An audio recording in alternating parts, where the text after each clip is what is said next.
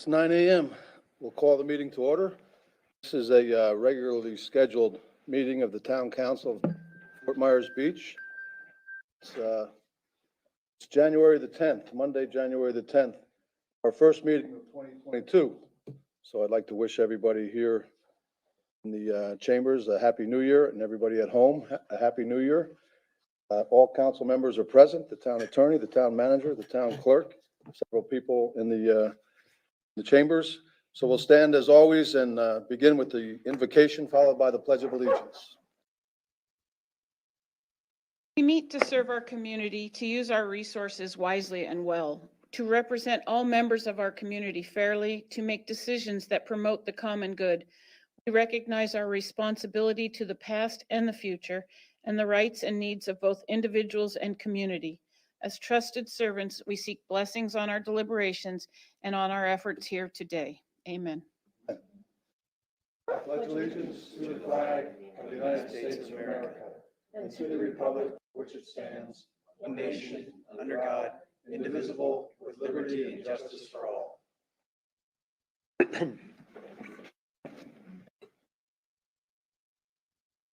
Okay, next item is the approval of the final agenda. Is there a motion to approve the final agenda? Moved. Second.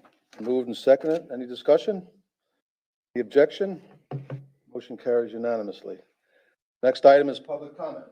Madam Clerk. Bill Winter.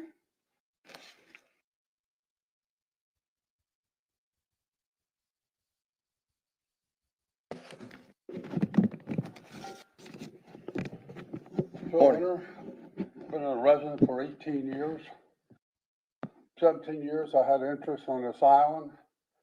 Discussed issues over 17 years with different members of the councils, mayors, and town managers.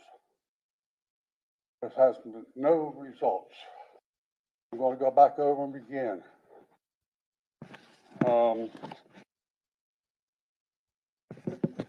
Need restrooms, last access, and being overlooked for years. Nothing's happening. There's no comment, there's no communication to everyone on this island. Form I presented a year ago in each council member's box, no response to this. The communication coordinator likes what I presented to her, but it wasn't in the budget. About time he gets some money in the budget. People present to her, but it was not in the budget. People come every day of the year. Money should be put in the budget. The form should consist of common ordinances with warnings and citations with activities for the year. Should be sent each quarter of the year. Because people are coming and going on this beach like flies. People don't know. It should be sent out the way of the utility statement or sent out another way, long everyone receives it. People come and go every day of the year from this island. Need cameras at traffic light at Times Square and the downslope of the bridge for a picture taken of the license plates that backed up in the highway, emergency, and bicycle lane, which is illegal. Nothing's being done about it.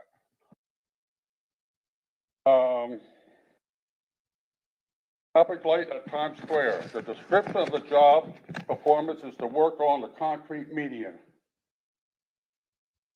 Deputies cannot work on the concrete median sitting in their vehicles at $50 an hour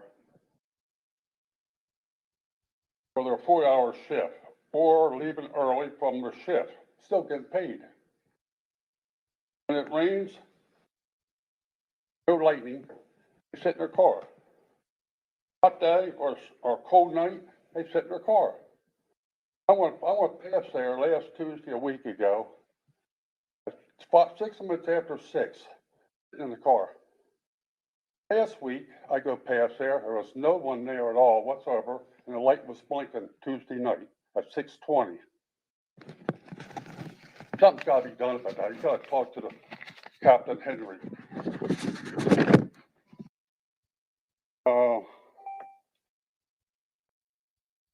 This job description is overlooked and ignored by council. It should be deleted. Good It's a idea. donation and taxpayers' loss.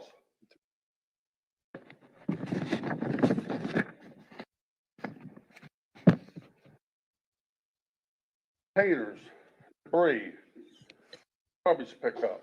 When recycled containers came to the island, there was a description of when to put them out and put them away. Now the island looks like the slums. Every day of the week, there's stuff piled up all over the place. Everybody in this room sees it. That's not how it's supposed to be.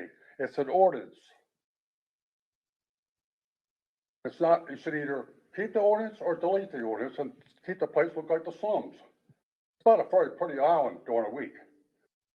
Garbage out there. There's one down the street here where the, at a bar, it was, raided and everything. Every week they put it out the day after Madam Clerk, will you tell Mr. Winter his time is pickup, expired? and it please? still sits there all week. It's down there right now.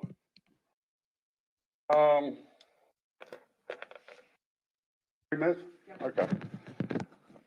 Thank you, sir. Just one thing, these issues are all true facts of the island that needs to be corrected. Thank you, sir. Thank you. Else? That's all I have signed up. Would anyone else like, yes, sir, come on up.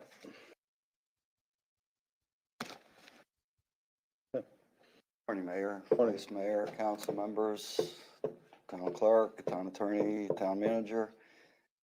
I've been in this room for a couple of years and probably too much paranoia for COVID, but you've heard from me many times in writing, and I've commended all of you in every one of those emails, and I'll do it again in person. You all do a fantastic job, everybody in the town, including the staff. Thank you. Just a couple things that I'd like to bring up. I've been in the room many times in front of this council and prior council talking about the paver and center lane construction, which is fantastic, looks great, works great. There's still a few problems with them that I've been told by the management of the company that's overseeing the project. Some of these things would be addressed prior to the end of the project.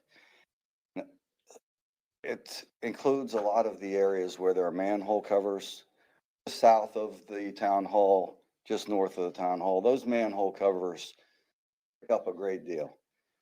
And that is in my opinion, a workmanship issue. I believe the elevations were not correct. They didn't get set low enough. And, every day you drive over those things and it's an issue that should be addressed, as well as other issues around drains, mostly in the second section up this way. They did the drains differently than they did in further south. They put concrete around the drains and pavers don't meet the drains. But if you go look at every drain around here and the pavers themselves for that matter, many are cracked, and I've complained about this since the beginning of the project because you put pavers over stone, they move, they break, chip. I just think before the project is over, this should be addressed with some of those people. I guess the other thing I'd like to talk about at this point would be the something that's on the agenda. Issue that parking increase and the short-term rental registration fees were brought up in September when no one's around on the island, was not advertised to my knowledge, was brought up in a meeting very quickly, and then the fees were raised substantially. I think they should be drawn back somewhat, at least the parking fee maybe down to $4. But to go to $50 to $300 on the short-term rental registrations, it's just an astronomical rate increase that I think is totally unfair. And it should have been put on a meeting agenda, advertised, so people could come and speak about it. But I think it should be rolled back, and I think it's entirely too much of an increase. Since I have a little more time, I just like to address the traffic issue. I'll stop there. I'll Right, address it thanks. later. Thank you, Tim. Sir, what was your name for the record?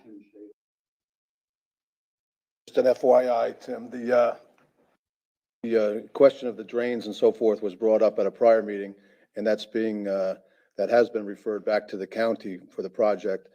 And that's on their punch-out list. So those items will be taking place. The other two items, the parking and the short-term rental is on today's agenda. So we'll be discussing it. That's that. Anything else, Madam Clerk? Anybody else? Anybody else? Yes, yes, ma'am. Come on up. My Morning. name's Rose Larkin, and I've reviewed the plans for the Times Square renovations.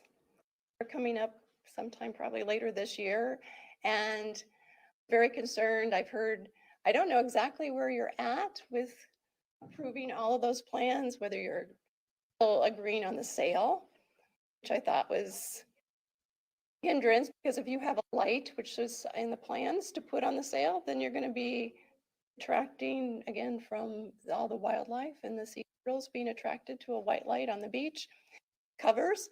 I'm in Times Square frequently in the morning, especially during when the Marine Resource Task Force is doing their pop-up booth. And there's tons of birds down there. So there's also a design of canopies over the sidewalk area. And it's like, okay, you've got lots of birds flying over that. I'm not sure how you're going to keep those canopies clean, all the birds that are down there. And then there's the coconut palms. They're actually on the invasive plant list, the state of Florida for this area. And that's the design, to have coconut palms down both sides of Old San Carlos Boulevard. I just want to express my concern about that. And hopefully you're going to revisit all those design plans. Thank you, Rose. I'm quite sure that the lighting in Times Square will probably be discussed more than any lighting project in the state of Florida this year. So we'll get to that. Anything else, Madam Clerk? Anyone else? Okay, seeing none, we'll move on. Next item is local achievements and recognitions. And if I may, council members, I'll lead us out on this first. We have Chief Martin here who would like to speak during this time period. Chief from the Myers Beach Fire District. Morning, Mr. Hernstead, Mr. Mayor, Vice Mayor, council members. Today I'm here to share a little bit of new and exciting news. Recently, the fire district received its public protection classification from the Insurance Service Organization, or ISO. For those of you that don't know what ISO is a third-party independent data collection agency that measures and collects various bits of data that they package together, sell to insurance underwriters. So when insurance companies are going into a community to write a policy, homeowners insurance policy, commercial liability insurance policy, they have data that they independently collect using various matrices to determine your risk. So every 3 to 7 years, ISO comes through communities and they assess various aspects of a community's ability to respond to fire. The ISO PPC evaluation, as we know it, is ideally designed or is designed for traditional municipal environments. So what I mean by that is where the fire department is a part of a general municipality. So that produces one rating. However, in our community, it gives our citizens, our taxpayers, a little bit more of data to measure how effectively fire district is working with its counterparts in the town and working in conjunction with our partners in Lee County. Because substantial portions of these evaluations the fire district doesn't control, such as the E911 system and the water distribution and municipal water system. I'm very proud to tell you that our community has once again maintained an ISO public protection classification, class 2. There's 1 to 9 classifications that we could receive as a community, 9 being the worst, 1 being the absolute best. ISO classification of 2, only 4% of fire departments and only 4% of communities throughout our nation enjoy that classification. For a small barrier island community like ours, this is a substantial achievement. It could not have been achieved without the town and the county and the district working cooperatively to set objectives on the municipal water system that we've all dealt with the upgrades over the years, the county's investment in our infrastructure.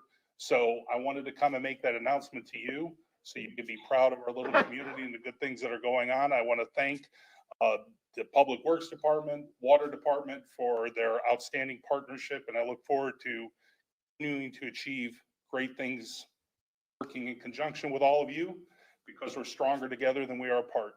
Thank you so much for your time. Thanks so much, Chief. Hang on one second. Congratulations on that. And see people leaning in. Anybody want to ask the chief a question? I just have a quick, congratulations. That's really great work, Chief. Are you going to be around for a while? Because there's a topic that I want to discuss. I have some meetings after this, but I could schedule some time or I can hang out. No, let me just bring it up here since you're here, is that I know, with your new fire station and with the land and the old fire station, your old office building, you have a lot of moving parts in that. I'm just wondering if you and the fire board would be conducive to having a joint meeting with the town council coming up here so we can just see where you are, because my understanding is you probably need some variances, some maybe special exemptions to do what you probably need to do with the fire station.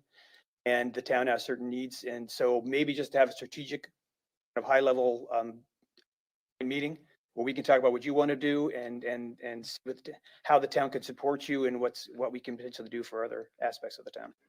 Well, thank you for those comments and thank you for looking forward in anticipation, not only our needs, but your needs. I don't think we're there just yet. We have just completed tentative spatial analysis to determine exactly what we need.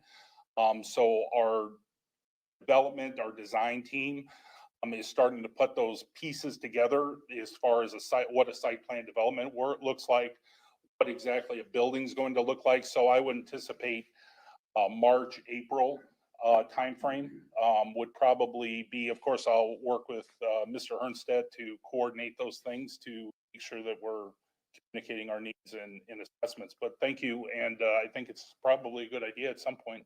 And certainly works on your timeline because you're the one doing all the work. Yeah, there's a lot going to building a critical piece of community infrastructure and just taking our time to make sure we're capturing everything that the community is going to need as well as the fire district is going to need. And we definitely want to be good partners in this project. So thank you so much. I appreciate your excitement and your partnership. Chief, that's a tremendous accomplishment, that number 2 classification on the ISO.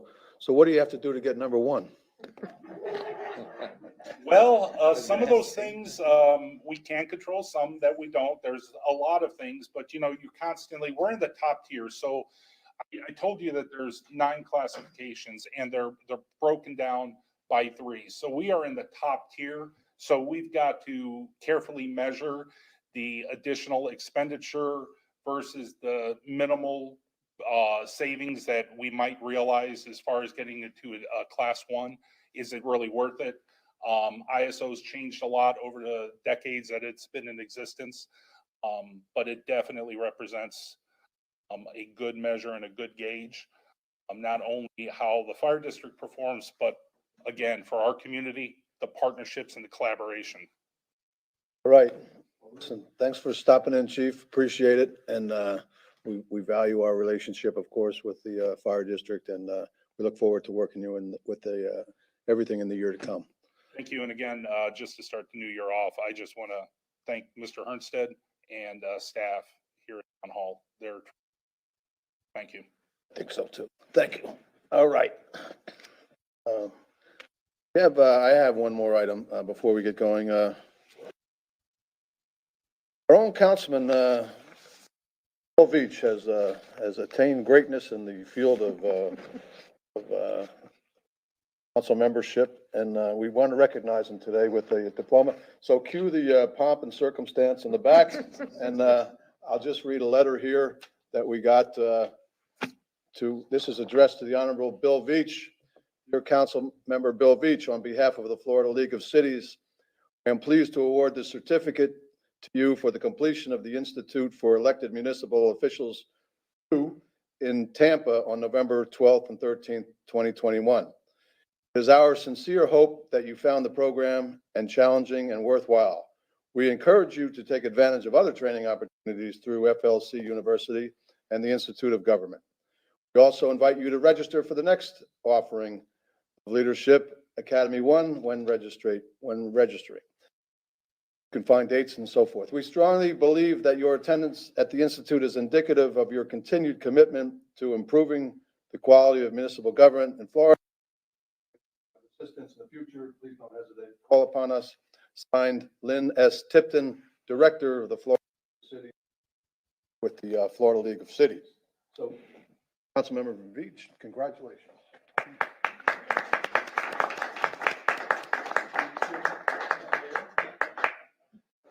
Well, you want to take a picture? Okay. All right. Another letter through here, Bill.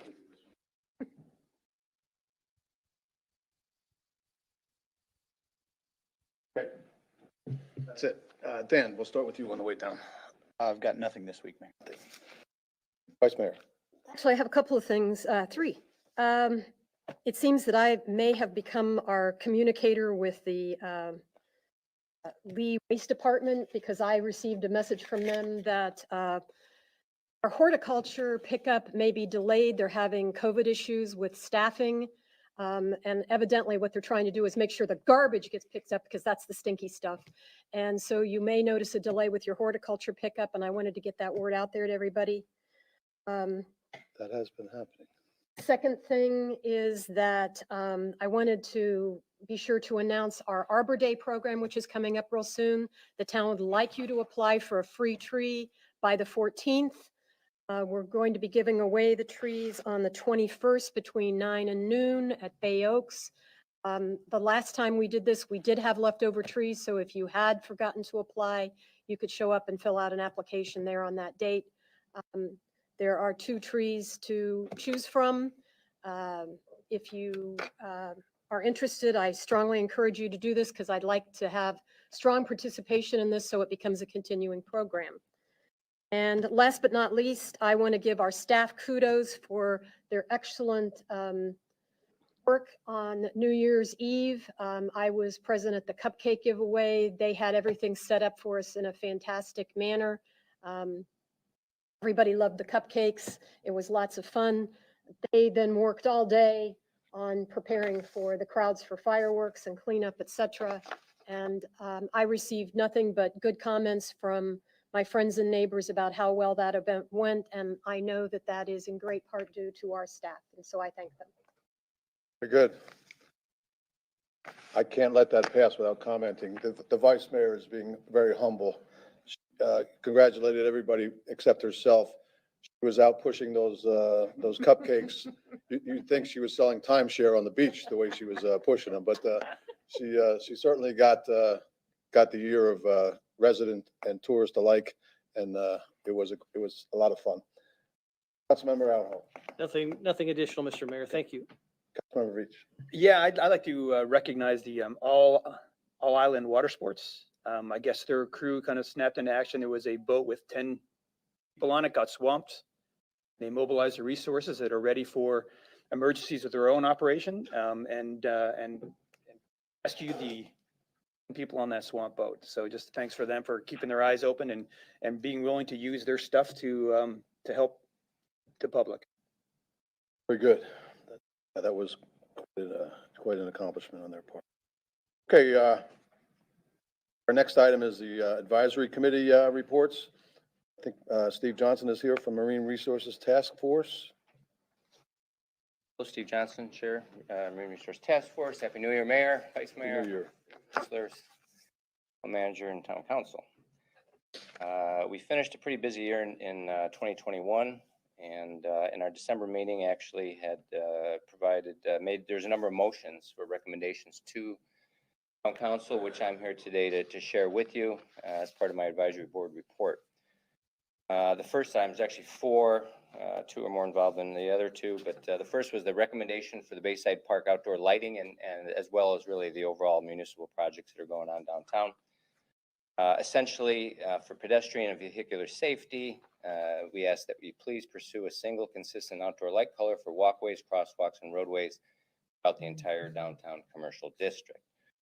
In addition, to comply with the FDOT and FWC wildlife area of concern, install FDOT certified narrowband amber lighting, roadway lighting has already been selected for actually 6 projects that are happening in town already, including Estero Boulevard roadway lighting, the numbered streets below, and literally the entire rest of the area.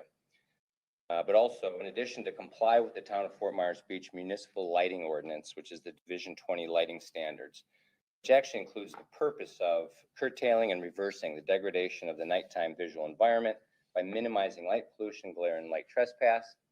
The forefathers had that in mind, as well as provide the residents of Fort Myers Beach with a good example of responsible outdoor lighting.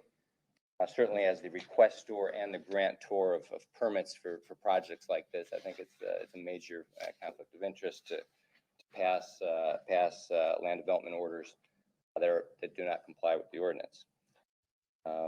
As well, comply with the Federal Endangered Species Act by installing the FWC certified wildlife lighting in Times Square and Old San Carlos Boulevard. The Times Square will require a DEP permit, I think, because it's within the CCCL. And as part of that permit, the FWC will need to actually approve the lighting. In addition, to provide a year-round lighting solution that complies with all governing bodies while providing a safe, enjoyable environment that supports local merchants without extinguishing light for half of the year. So if there was a dual light, certainly during turtle season, the local residents that do like to use the amenities during the summer don't have the advantage of having these extra lights on, I should say, or a suitable light to enjoy. And finally, with position the town of Fort Myers Beach to attract the ever-increasing eco-minded generation of tourists and reinforce its brand identity as a conservation-oriented destination. So that's one of the longer ones. The second one here is really a recommendation to update the vegetation ordinance. Before you move on there, Steve, question for Roger. No, I think we had consensus for some meetings ago to have input on some kind of lighting plan for the downtown area. Did anything moved with that, or is this something we can get Murph involved with? Well, actually, the lighting plans for projects, of course, are coming before town council for your review of the finished completion plans. So we have that issue, but we'll just set up a meeting, intended item to discuss lighting, just to sort of bring this issue to a head and reach a decision. So we'll just put it on the agenda and get the consultant here just specifically to talk. Notice it. Johnson and other folks who are interested in the subject of lighting can attend, and we'll just hash it out and deal with it. Thanks, Roger. Told you, Rose. That's just the beginning. Anyhow, go ahead. But the second recommendation to town council is to update the vegetation ordinance. You provided actually a synopsis, but essentially add some enforcement and penalty sections to the open space, buffering, and landscaping, as well as the tree protection divisions of the current FMB ordinances. Obviously, those are enforcement and penalties are included in most of our ordinances, but for some reason that ordinance lacks that. Essentially use the same list of invasive species as is provided by UF IFAS, and essentially actually add the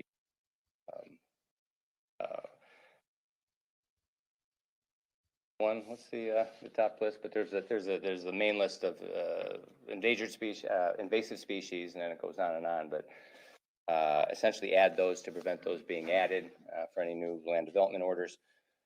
At the time of application for a permit for new construction, follow the survey, irrigation, landscaping design should be submitted in a drawing to scale. So currently that I believe is not being done.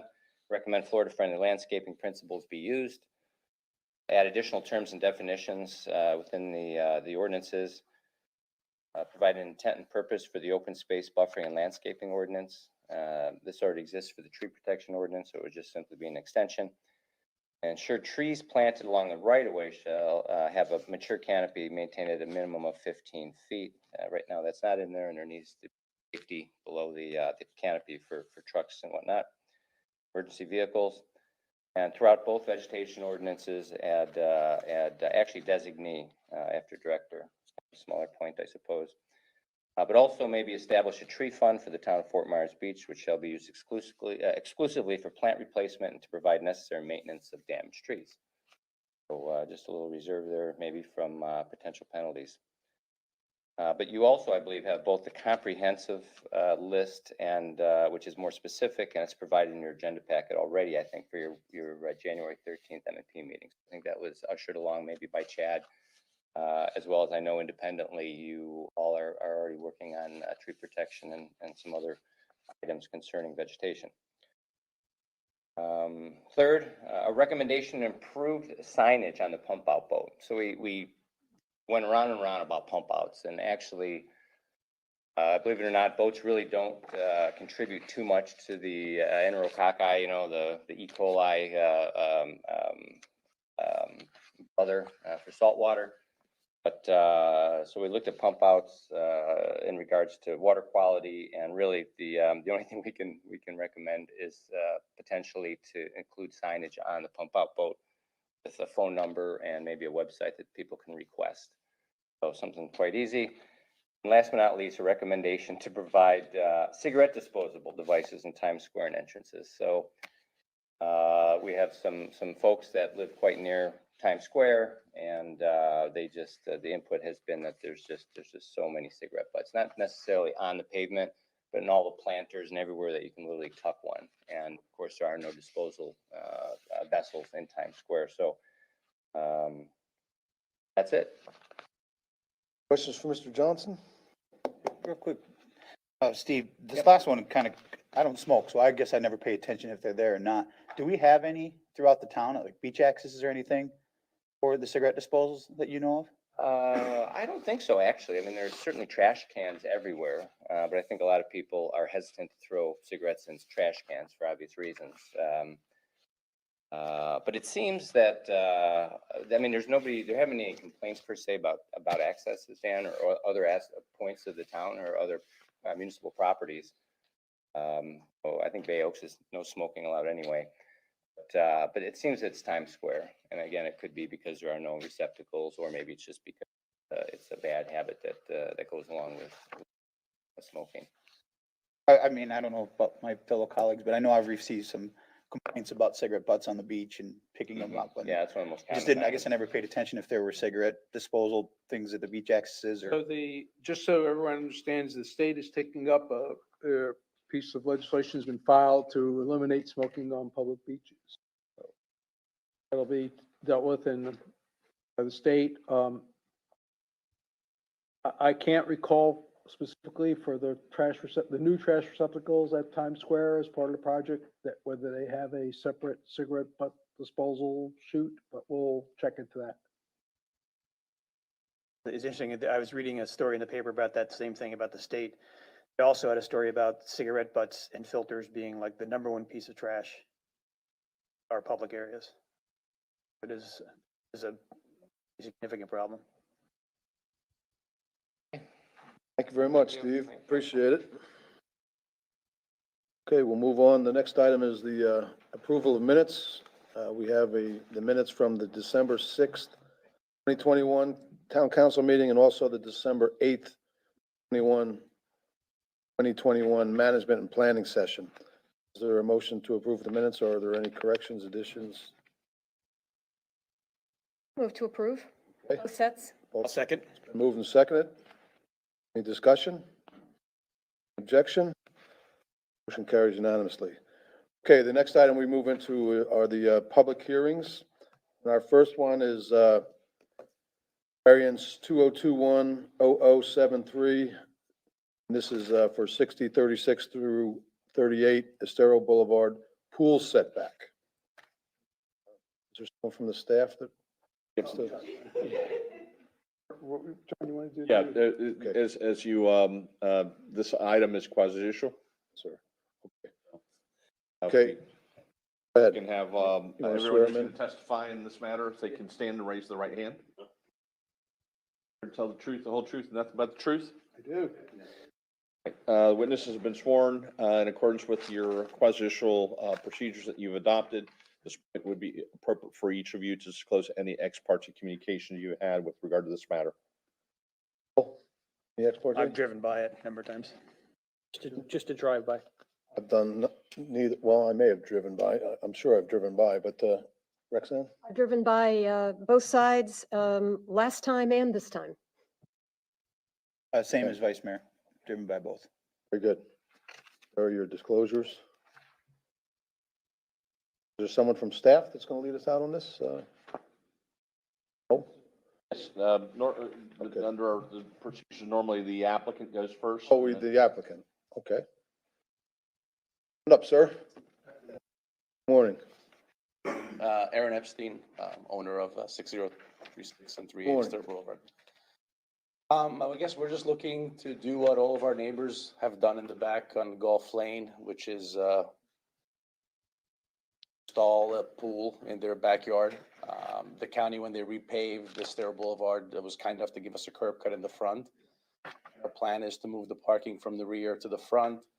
We'll apply for a permit to modify the front entrance of the house so parking can be accessed under the house from the front of the property. And we'll have the necessary turnaround requirements so nobody backs out onto Estero Boulevard from the property. Okay. Paul? Okay. Staff?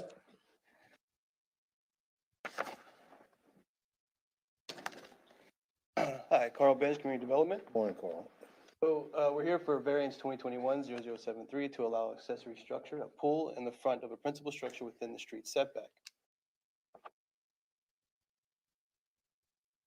History, the applicant bought the property in 2021, the principal structure 96, permits in 1988 and 95. Fences, free. Variances, the applicant is seeking a variance of 19 feet from table 34-3 setback to allow the pool within 6 feet of Shelby Lane. Here's the property in question. The property is a through lane. On the top part of it would be Estero Boulevard and the bottom would be Shelby Lane. That's where you see the 6 feet separation of the pool in Shelby Lane. November 17th, LPA approved 5-0 with staff's conditions, along with 2 additional conditions. Condition 6 being to obtain Lee County approval for the Ingress Egress before applying for permits for Town of Fort Myers Beach. And the second is to that the proposed drainage plan and the supported document shall provide evidence that the post-development conditions are the same or improved from the existing conditions. As findings can be found on page 2 and 3 of the staff report. Recommendations on page 4 of the staff report. Any questions? Want to just go over your recommendations, Carl, for everybody else? I did not bring my full recommendations. I apologize.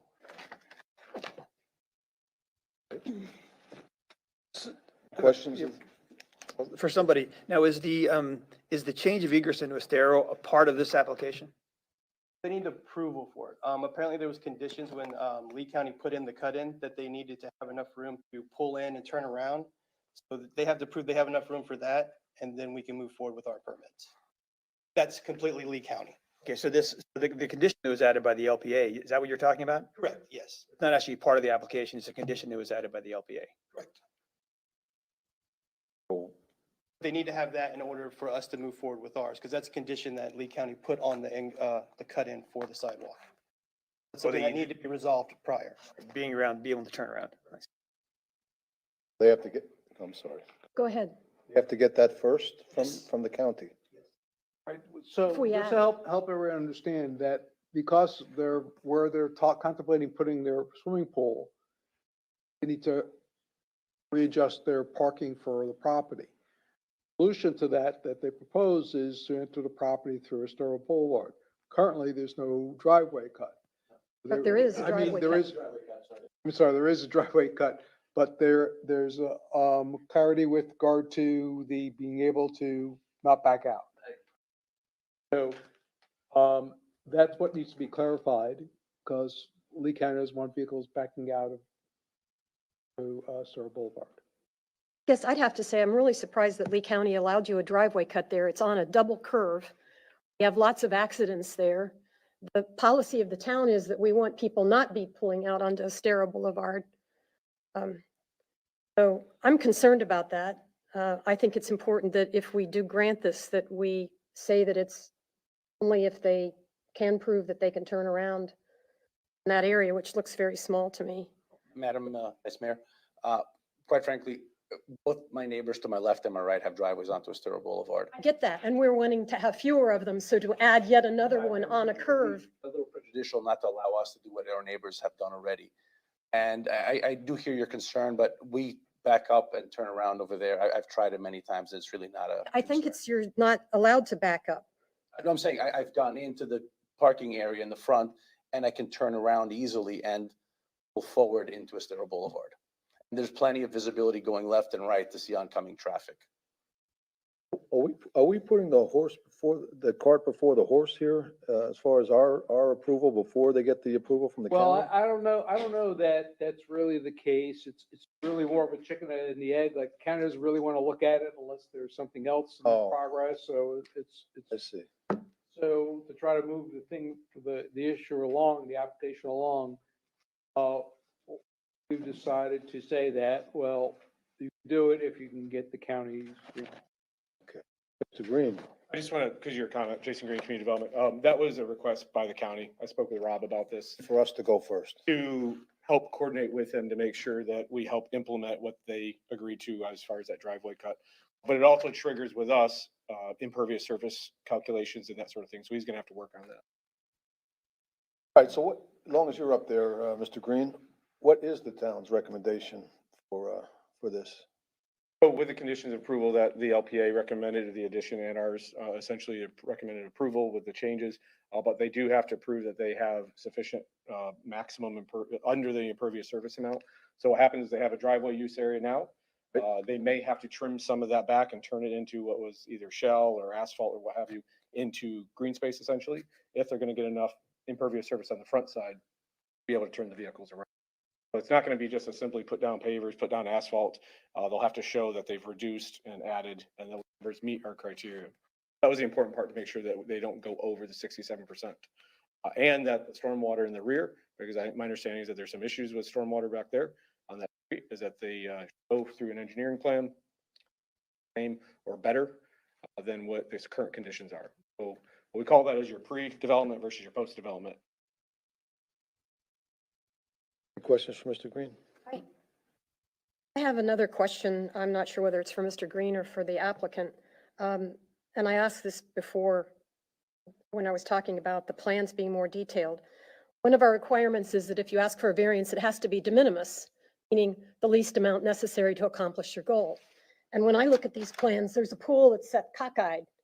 If you turn the pool sideways, it wouldn't be so close to the property line. Is that possible? It would be possible. It would obviously diminish the size of the pool. Again, we're here to work with you guys, and meet all the county's objectives for stormwater and egress to the property. We kind of went on what the maximum size of the impervious pool size, which is why we opted, instead of doing pavers and concrete in the back, to do a artificial grass turf, which is a permeable membrane and would allow for a lot of the stormwater to be up through the ground. But if the size of the pool is an issue, obviously, we can. Well, it's not necessarily the size, it's the angle. Again, I go by what our neighbors on Gulf Road did. They have I submitted the pictures. They have basically a bean-shaped pool that is exactly, 6 or 7 feet from Shelby Lane, which at this point, when we close off our driveway, because one of the other conditions is we have to put up a fence along Shelby Lane to prevent people from parking there. Nobody else back there has access. I mean, that becomes a dead end street, which, if the town wanted, to deed back to the property owners or whatever, but again, it serves no vehicular access anymore, any of the properties back there. Well, you're asking for almost 19 feet of 25 feet, which doesn't sound de minimis to me. So I get back to that. Again, I'm not against you having a pool, but I think it's important that when we grant a variance, that it be de minimis, the least amount necessary. You're asking for the vast majority of the setback. And if it's possible to turn the pool or make it a little bit smaller so that you're not asking for such a huge variance, Well, I guess the I'd question like would to be see if that's possible. The question is, what number setback would you be comfortable with? This is per the previously granted applications. This is what we came up with. Yeah, if I may, all right, the applicant has repeatedly stated that this is no different than the adjacent neighbors. That's irrelevant for purposes of this application. Each variance request is reviewed on its own. Just because a variance was granted to someone else in a similar situation, even the next door, the property next door is not relevant to the criteria that has to be demonstrated and be met by this particular applicant here today. Prior precedent is not relevant. No, sir, it's not relevant. So, Mr. Epstein, I'd ask you to stop that refrain, please. Heard that a couple of times now. So, as the attorney said, each case stands on its own. So we're reviewing yours today. Oh, And another point kind of that too is, I mean, it's part of this grandfathering thing that you couldn't build a lot of the houses that exist on the island today as they're built. They're allowed to exist, but if you were to rebuild them, you'd have to start again with the modern codes. I didn't mean to interrupt. I have one quick question. I'm a little confused that the application says that this is for the front of the house. Is the rear. In the title of the application say, and then say that it's a, Well, I don't want to speak for Carl, but there's two parts to it, right? You got double street frontage. So both sides of Oh, the I see. house are essentially. And my understanding is currently right now where the pool is proposed is where they park. So that's their driveway access. So that was treated as the access to it. they're both front. So no know matter if which you side change of that the, I mean, to me, the address is the front. But I think we treat it as street frontage because it's a double frontage lot from the location. So that's why that's one of the reasons why they had to. Plus, they're changing it basically to a rear yard. did they consider putting the pool on the other side? My understanding is that's not permissible. So from the town's codes, it's the same situation. So they would still have to come before you to have approval to do if they were going to go on the Estero side, you have variances that come before you for location in the setback or in the front yard essentially, because they have two front yards. So it would be the same exact process to come before. It's a push me, pull you. It doesn't really matter which side it is. They're both front. It's the Correct. same variance procedure, whether they go on the Estero side or on the. Right, so there's usually two parts to that. There's the location criteria, can't be forward of the front facade or facade of the house. On a double frontage lot, you end up having two sides. Then there's the vice mayor's talking about the setback component of it. So how much into that setback or where in that setback. If this was a rear yard and was not right away, it would be a 5-foot setback. Because of the right of way, it has a 25-foot setback. So that's where the variance for the setback comes in, but the location would still also need to come before you either side that it was. Mr. Epstein, quick question for you. In that picture that's up there, those are stairs that come down each side, correct, from your deck? Is it an elevated landing or is it a concrete slab or what is it? Which one on the? On either side, where the steps There's a come down? mid-landing on the upsides of the house and there's a concrete pad on the bottom. I'm just curious, it sounds like you're open to potentially changing the shape of the pool, course. if it'll maybe address some of the issues that Madam Vice Mayor has brought up. Is it possible to shift, say you took that pool and turn it counterclockwise, and instead of that curve that comes in on the right-hand side, that goes up? You know what I'm saying? So you may decrease the width of the pool, but you're increasing the amount that's between your decking up there? Could potentially move it further away from the lot line? Again, I mean, whatever I can work with the permitting office to get a shape that makes everyone comfortable from setbacks, from landings and whatever other concerns there might be. And, the Madam Mayor's concerned about the setback requirement, that's not an issue. Has anyone, is there any, sorry to interrupt, Mr. Mayor, is there any structural issues that they've told you with the pool being that close to that covered lanai? I don't know what, is that just? No, it has some pretty deep piers that are going in, so that I'm looking to do also a very deep pool.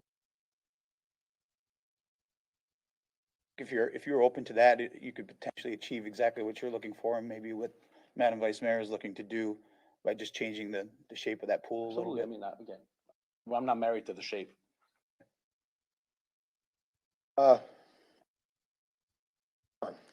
Sure. Can they do a redo here in a few minutes and bring something back to us that addresses the concerns of the vice mayor and also the applicant, and give us another sketch idea or just, Absolutely. or just verbalize it? Want to take a break or? Do you need a few minutes to look at that design and come back in a few minutes? From a staff perspective, are you asking them to consider a greater setback from the Yes, property line? yes. And yes, I mean, as far as our concern, it's whatever he suggested that you guys want to accept. So is it 10, 7.5, 20? I guess that's probably what the question to the applicant is. I'll stay, one of my biggest complaints with this is another entry onto Estero Boulevard, because the policy has been to reduce those and to encourage people to take their egresses off of Estero Boulevard. I agree with you, Bill, but Lee County's in the mix.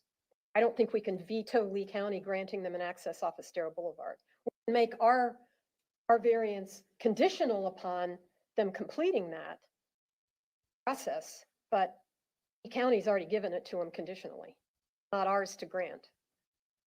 It is a consideration we don't have any say in that at all, you're saying? I don't think so.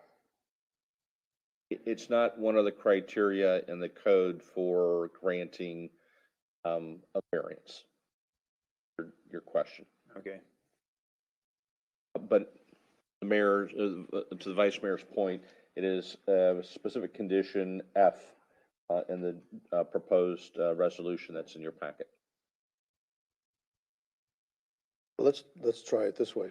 Do you have a number in mind, a setback number in mind? I am not a designer, so Oh, I do not have a number in mind. I just like to see it be a little more reasonable than it is. I mean, that, they ask for a big variance. I mean, but I guess that's you're kind of asking us to come up with a number. I mean, we came up with a number which we thought was okay, and you're not happy with it. So, I mean, if you could tell me what would make you comfortable, I can go back to my design professional and have them make a pool that fits within those design parameters. I mean, that's Well, really. real de minimis would be 1 foot, would be de minimis, but I'm not going to go that far. I understand. What I'm saying to you is I'd like you to, I don't know if you can talk to your designer and say, how big a pool can we build if we do a 10-foot variance instead of a 19-foot variance? Would a 10-foot variance satisfy you, I guess is my question. I don't want to go back and get a 10-foot variance and you come back, well, I still don't like it, let's make it a little smaller. So I want to get a number that. I threw a number at you. I have no idea whether that's a reasonable number, but I threw a I can number at you. probably make something work. I don't think the 4 feet is going to kill or break this, what we would enjoy at the pool, but I don't want to go back to him and incur costs of redesigning it. I come back and you say, well, this doesn't work for us either. So if you give us a number and make it a condition to the approval that there has to be a 10-foot setback, then we'll work within those parameters. Okay. I said 10. I'm taking him back halfway almost. Does everybody else think that's reasonable? To me, it's a little more than de minimis, but I'm trying to meet him halfway. I don't think that it translated. I think what you're saying is different than what he just said. You think we're adding 4 feet, but you're potentially adding 9 feet or Yeah, whatever. I'm adding 9 So feet. I think there was a little confusion there. 10 feet, no, adding 9 feet to the setback, I think would be not workable. Well, that's the number I threw out at you. So My apology. I thought you meant a 10-foot setback from the street. You said I asked for 6 and then you said 10. So my understanding was we were talking about a 10-foot setback from Shelby Lane. And I would be okay with the setback they have if they move the pool to the other side. But I'm guessing the way the house is laid out, that probably the other side is not. I think that poses a safety concern with vehicular people, hitting people enjoying the pool. I mean, lose control on that. When I drove by, didn't you have like a pretty good sized hedge going through there? No. Right on the I building, don't think in the front, sir. It's pretty open. across from the church.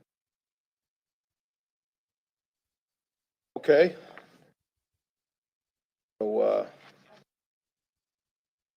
sure, you have to identify yourself, come up. She hasn't been sworn in though. That's what I said. I didn't sworn in, so I don't know if I Okay. can say anything. Good.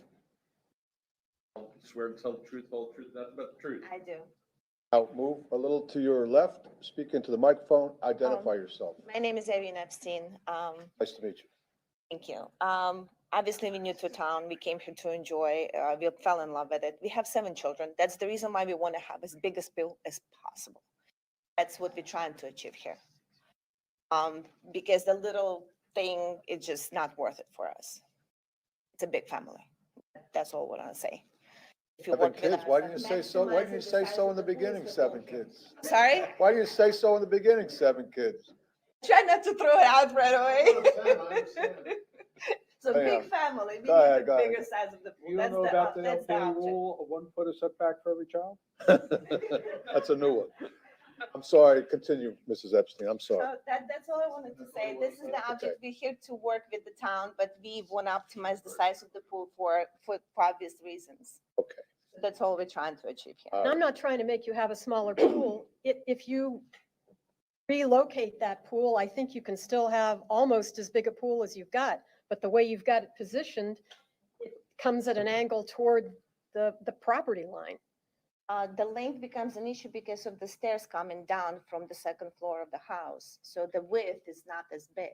You have to have We stairs have on to both put it a sides. little Closer to, it has to go out to the Shelby Lane. But I'm saying, do you have to have stairs on both sides? Are there, and it's a double. issue. I'm Yes, I don't think, code. My neighbors have one set of stairs that go up to their house. that's what we have. right Madam now. Vice Mayor, in the spirit of compromise and to try to get a number for these folks to decide, would you be willing to split the difference? They have 6, so it'd be 25, say 12-foot setback versus not getting the entire 10, but they're giving back some as well. Sure. That's something, Mr. Epstein, you could work with?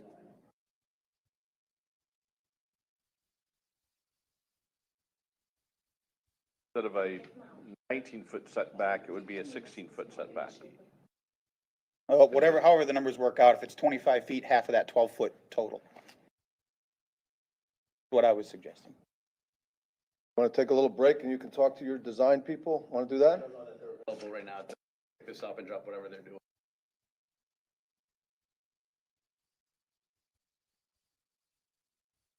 All right, well, why don't we put, We can go to the next item. yeah, let's do that. 5 minutes, okay, thank you. We'll recess from this item here. So Jason, since you're standing there. Sorry. So this is the only house now that opens onto Shelby Lane? That has a So driveway the to Shelby Lane? property, if I recall, should have shown you an arrow, the property to their west, to the left, has all frontage on Estero. I don't think they even ever had access on Shelby Lane. And then I believe the one to the east is also on Estero Boulevard. Kind of weird how this is the last property on the north side of Shelby that has access to Shelby, or even frontage on Shelby. And then everything else on the south side had. I did not check their driveways. So Shelby Lane feeds all the houses on the Yeah, beach side. At this end, I don't believe there's any accesses on. Yes, I think so. There's not on the Esteros. Golf. That end that we're in, there's no parking. You got to come up, Mr. Epstein. I'm sorry. The streets on Gulf Road, access from Gulf Road, we are the last house that uses Shelby Lane in the back right now. For probably a 50-foot stretch. We dead end. Very with that. Did you come up with a possible solution there? Yeah? Well, what I suggest is perhaps they go with an amoeba shape, so that would mean like there would be. Like an upside down T, basically. A fat T, right? Yeah, so it'd be. So there'd be like a curve between the 2 staircases and then another curve that kind of runs parallel with Shelby Lane connecting it. So kind of like this. Exactly what I was. And that way, the part that's closest to the setback, could be addressed. I've visualized it. I know what he's talking about. I apologize for my crude, That's all right. sketch. That's all right. I visualized it. Yeah. I get it. And that's what I meant, that we think of some way to try to still have you a large size pool, but it doesn't seem like you maximized your usage there. Right? You want to see the?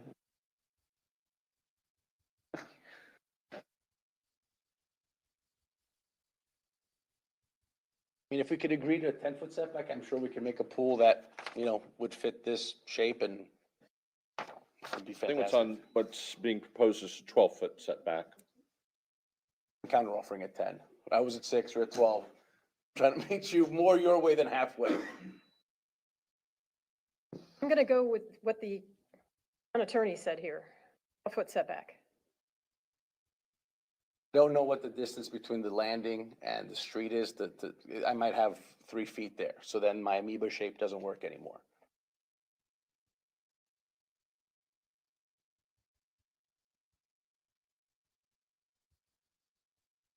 You asked me for a number, so I gave it. Okay, does anybody else have a number in mind? You know, I tell you the truth, I'm still bothered about the egress and, but I think that really it's like a backyard. I think that having 2 front yards to me is really, of an exceptional circumstance. I'm not really that bothered about how far the setback is in the back if we're gonna grant it to put a pool on this side of the house.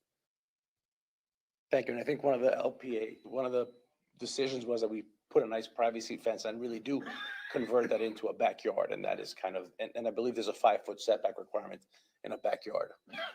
Mr. Veach, again, it's not a matter of being bothered. Our code requires that the variance be de minimis. And when someone asks for almost 19 feet of a 25-foot setback, that's not, could hardly be considered de minimis. Madam Vice Mayor, the other thing I would point out about the code and the ordinance, that it says that any construction that is elevated from the ground, that's one of the conditions for the 25-foot setback. This pool is at ground level, so it's not like it's obstructing views. If you read the code, it definitely says that it has to be. That's not what I'm talking about at all. If I may, the reality is that, one way or the other, for this property to have a pool, a variance is going to be required. And because in similar situated properties, majority of variance requests that you all have had come before you are actually for pools in the front on the Estero side, because a lot of these other homes are up on the beach instead of the road, so they don't have room to put them in the back, much like here. And so Problems in the middle, actually. yeah. So I think that all things considered, we'd still be considering a variance request, just either depending on your perspective, the front or the backyard. Mr. For Mayor, what that's worth. I mean, the applicants have been okay with staff recommendations and the LPA recommendations, and they're still willing to go even further off. So I would be in support of going to the 10 feet, just, 4 extra feet to the 10-foot setback to allow them to have their pool. Motion? I will make a motion then. To approve variance 202-10073 6036-38 Estero Boulevard to include the rear setback at 10 feet. What's the conditions of the What's the LPA? conditions of the LPA and town staff? Second that. Discussion. When they say that a car has to go and turn around, does that mean that happens when there's already cars parked there? They're at capacity? I'm sorry. So the conversation I had with the county was they want 2 vehicles to be able to turn forward. Okay, They so have to have enough room to maneuver that on site for if you have a vehicle park and one has to turn around. I don't think 2 at the same time. But one yes. car is already there and you still have to have the allowance for another car. Does that mean the parking capacity of that is 2? It's 2 plus the turning movement has to be accommodated with enough area, paver area. Or So what it means have they you. can't put 3, 4 cars in there. Probably not. Correct. That's a good question. Well, no, I want to be clear. The condition is that they can do that with 2 cars. Now, if they happen to have, I don't know, Comcast there working on their house and they're pulling in and out, that's, at that moment in time, they may have to back out. Let's be clear about that. No one's gonna,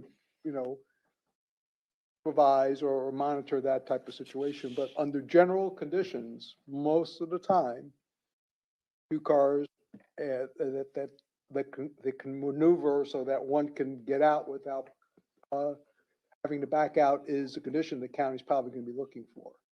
It's not limiting their front parking area to 2 cars. I want to be clear about that. Okay, but if you're Let's making, not say that you'll never, ever see a car back out. That's not, we can't guarantee that. so there's no, I'm not looking for a guarantee, but the idea, the way I see it, is that part of this front yard is dedicated to being able to turn a car around, not parking. Prove it, because it's like proving if there were no car there that you can turn around. Well, it's not a condition that's going to exist. Well, as I said, under normal conditions, 2 cars, they should be able to do that. Hopefully not all your kids are over 17 and have cards. But notwithstanding, Amazon's gonna come to their house, Comcast is gonna come to their house, I don't know, other folks are gonna come to their house. And there may be times when they're backing out, but that shouldn't be the general condition. The point I'm making is if it's a condition to be able to turn a car around with the idea that under the normal use, Normal condition. and then it seems like that use should be part of one of the conditions. You want to make the condition that they have to maneuver 3 cars, here's the opportunity. That's what I recommend, because otherwise that whole being able to pull out forward condition really is just a smokescreen. They, you know, if they're regularly going to have 4 cars there, then they're regularly going to be backing out. The other point that I made earlier is that our plan is, we have currently parking underneath the house, about 4 cars. And that would continue to be the case. So if I may go to the TV screen, I can maybe depict it a little better.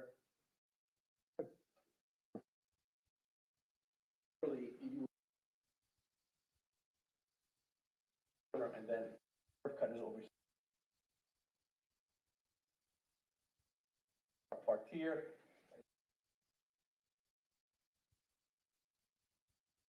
One thing I would suggest, and it's a modification, is to say that they also present a parking plan.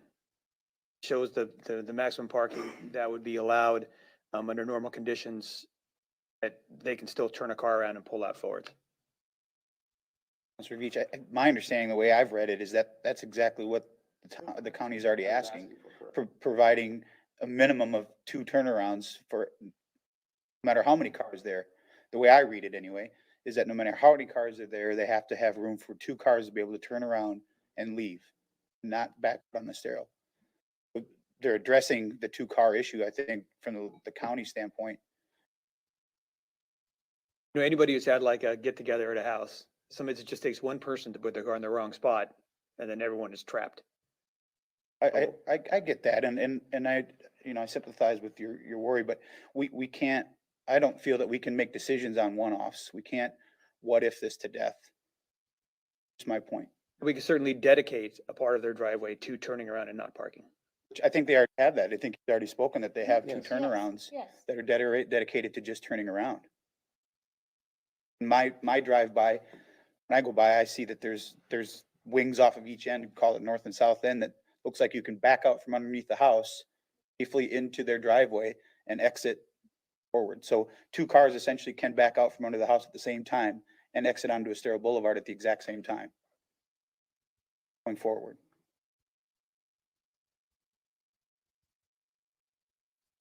I think everyone's concern is vehicles coming out, backing out onto the boulevard.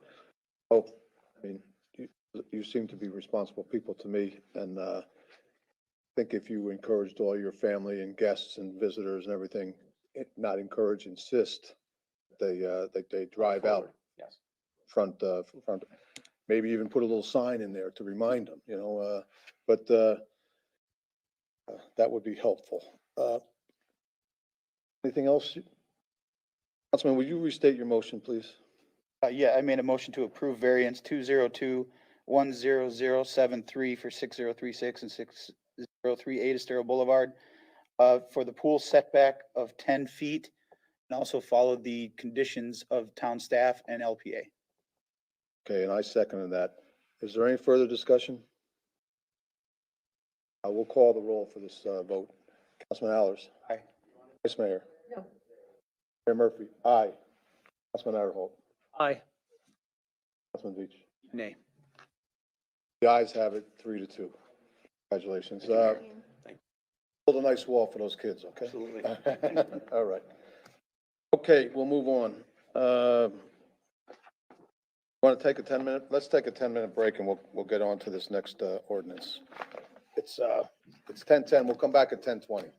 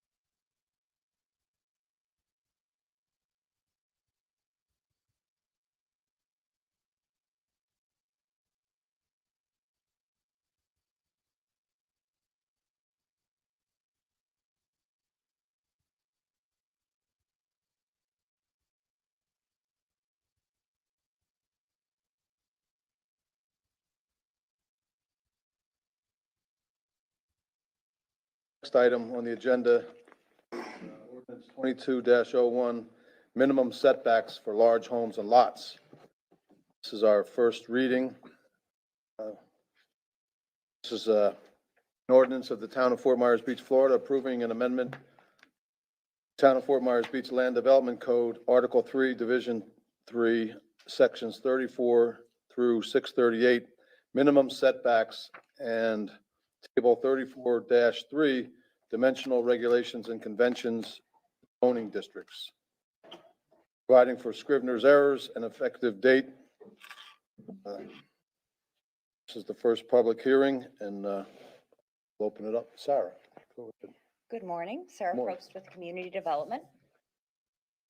Town Council adopted a zoning in progress resolution 2142 to consider amending the LDC relating to consolidation of multiple lots and the development of houses that are of larger scale than those in the existing neighborhoods. These new developments have the potential to impact the character and the views within the neighborhoods. Staff is recommending two separate options to address these concerns.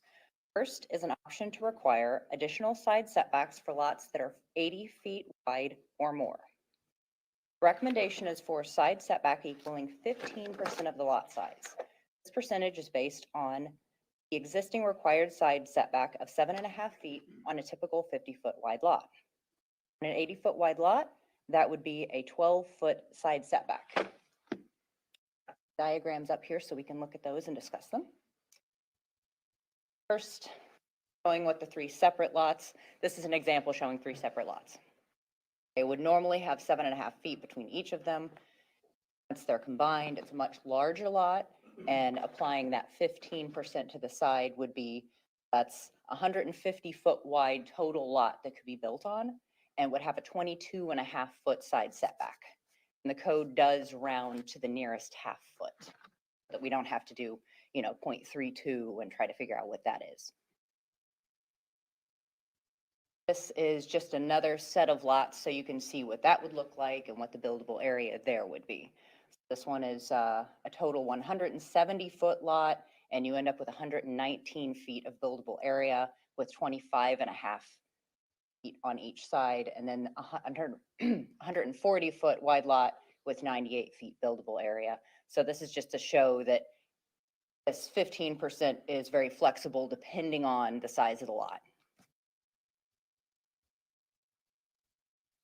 Second recommended change would require additional front setbacks for houses exceeding 65 feet in length and a height limit on 20% of the building built to the front setback.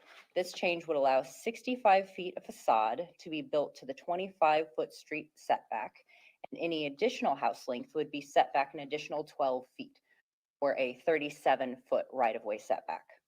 Of the 65 feet of house built to the front setback, 20% of that can only be one floor above flood elevation. Remaining 80% of the 65 feet could be 2 levels over parking.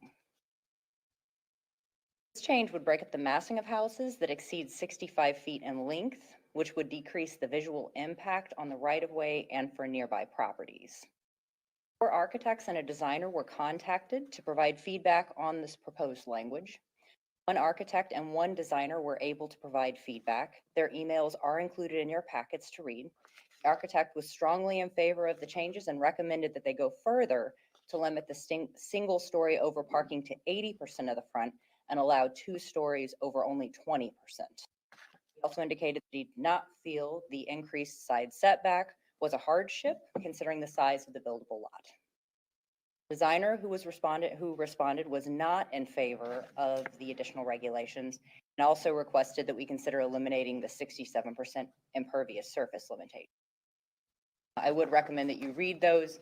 I think they're very concise and they get to the point of what both the designer and the architect are concerned. Staff is recommending the changes. Oh, and let me actually show diagrams for this so that you can get a visual of it. So this is a 170-foot wide lot, shows the 65-foot frontage, and that could be broken up. It doesn't have to be one 65-foot length, and we would actually recommend that they be broken up because it helps with the visual impact. And this is another one just showing with the measurements so that you can see the front part is at the 25-foot setback. And then the additional 37 or the additional 12 feet setback is where the rest of the house would be located. Staff is recommending the changes shown in the ordinance in the strike-through underline format in your packet. In addition to the setback changes proposed, there's one strike-through in Note 6 under Table 34-3, Dimensional Regulations. The note currently says single-family and two-family homes on waterfront lots in the RM zoning district must maintain a 7.5-foot side setback. Staff recommends the removal of on waterfront lots. This phrase has caused some issues because it would require single-family and two-family homes on not on waterfront lots to provide a 20-foot side setback. Staff does not believe that that was the intent of the ordinance when it was written. Thank you for your time, and I'm available for any questions you have. Questions for Sarah? Chair, if I could just start off, you went granular pretty quickly, so I just want to make sure for the folks watching, we're recommending all the suggested changes. These aren't competing choices for the council to make, correct? I mean, they could be taken separately and all of them can be separated apart if you feel that some are appropriate and some aren't. But you're recommending that the council adopt them in their entirety, is that correct? Yes, sir, that's correct. Very good. And then second of all, we had a joint meeting with the LPA where we had a good discussion on these issues. Has the LPA seen this proposal in its entirety and supported it as well? Yes, sir.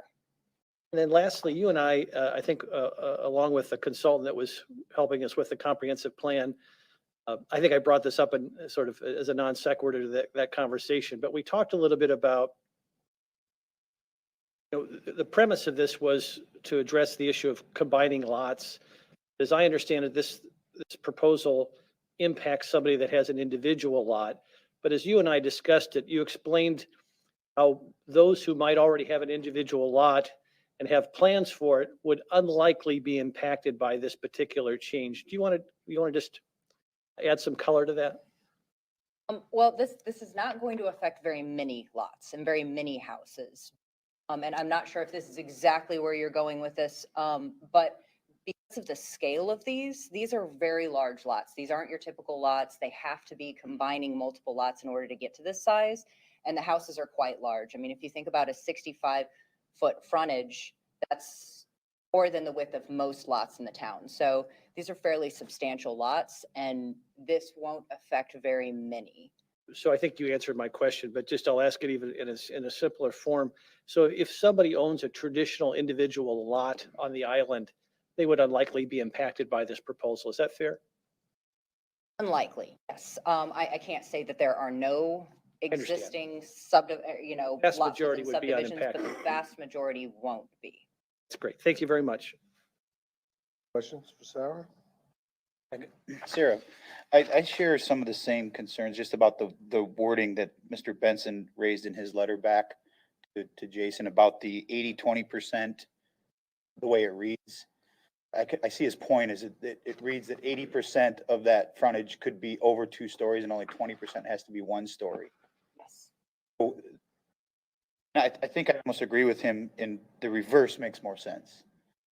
And I am certainly flexible in my response back to him. I said that I understood where he was coming from, and architecturally, I understand that decision. I know that when I was presenting this language, I really didn't want to go too far.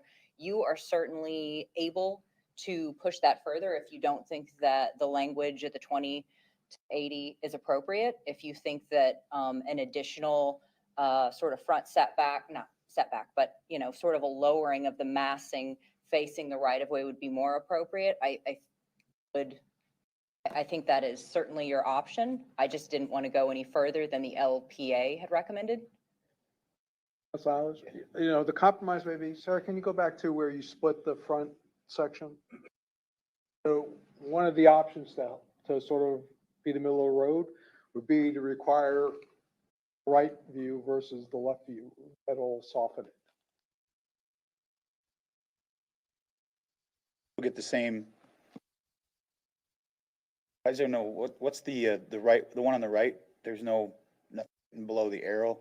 It's the same side It's setback. the same, and we can, between first reading and second reading, we can clarify the maximum size of one versus the other. That will partially address that comment and also is, as the architect says, more attractive from the street view.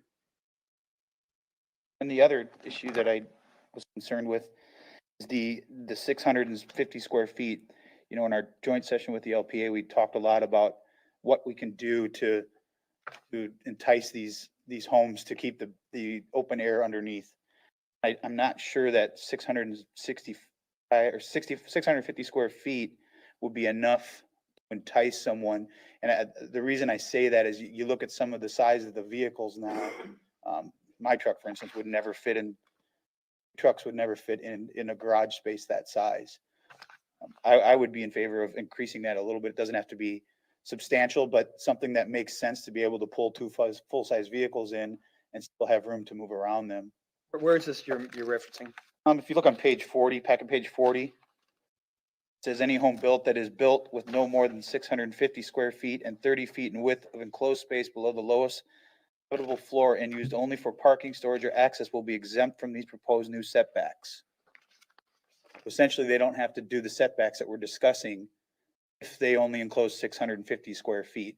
And I'm just not sure that that's enough. If you have two full-size vehicles that would achieve, keeping your cars safe or any kind of storage. If you pull a crew cab pickup truck in there, that's 20 some feet all by itself.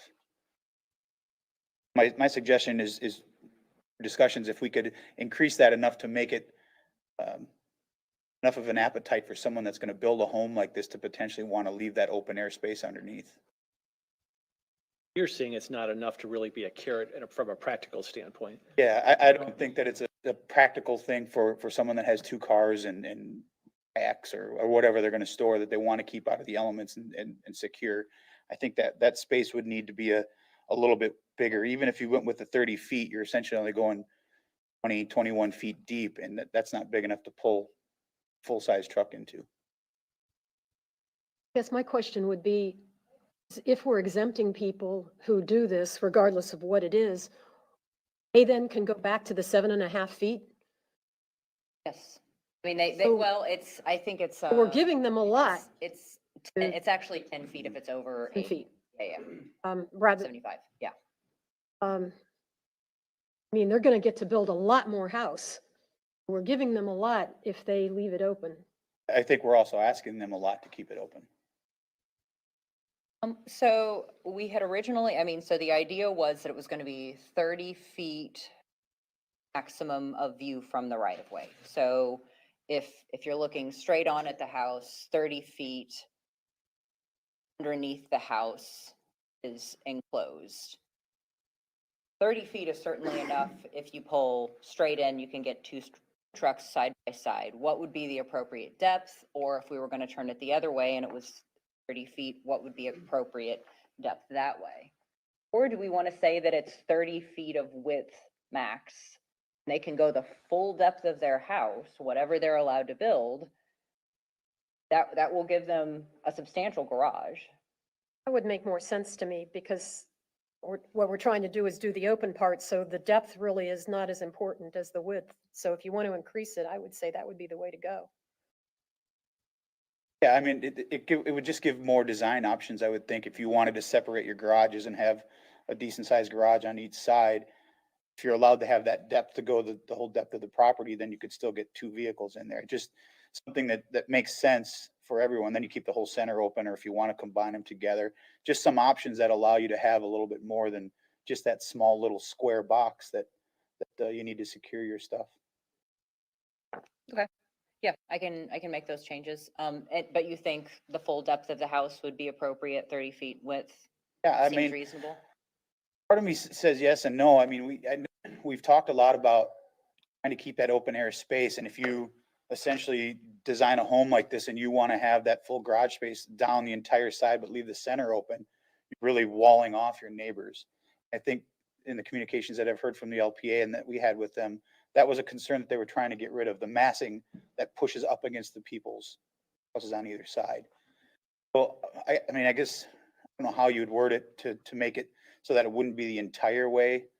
I don't know what the magic answer is here. I'm just kind of hoping we can come to an agreement that I think this needs, whatever that works out to be, needs to be a little bit bigger and at least enough to incorporate 2 full-size vehicles and maybe some storage. I hear what you're saying, because, probably anybody who had built a house like this is gonna probably have a lot of toys. Have implied, but I kind of worry that you're giving away an awful lot for this. It's gonna be, some of these models you had, they could be getting an extra 30 feet of width of their property, and then you're saying all you do is make that closed in. So I don't know. I think it's an awful generous carrot, considering that would really allow them to do a lot more. And there's still, even though it's going to be open in the bottom, it would still look pretty massive. Well, again, I just want to remind council that, we have to be careful when we look at these things to sort of apply the 80-20 rule. We want to account for 80% of the cases we can anticipate and have the other 20% come before you and show you their unique circumstances for you to evaluate. So, in terms of what you set as the by right part of this, let's be very careful that you're comfortable with it. And I do think, the more kind of complicated you make it, the more likely someone could game it. And I'm not trying to make it more complicated. I think the 15% makes sense. It's easy across the board, easy math. People can figure it out. It's not dependent on the size. It's a set number.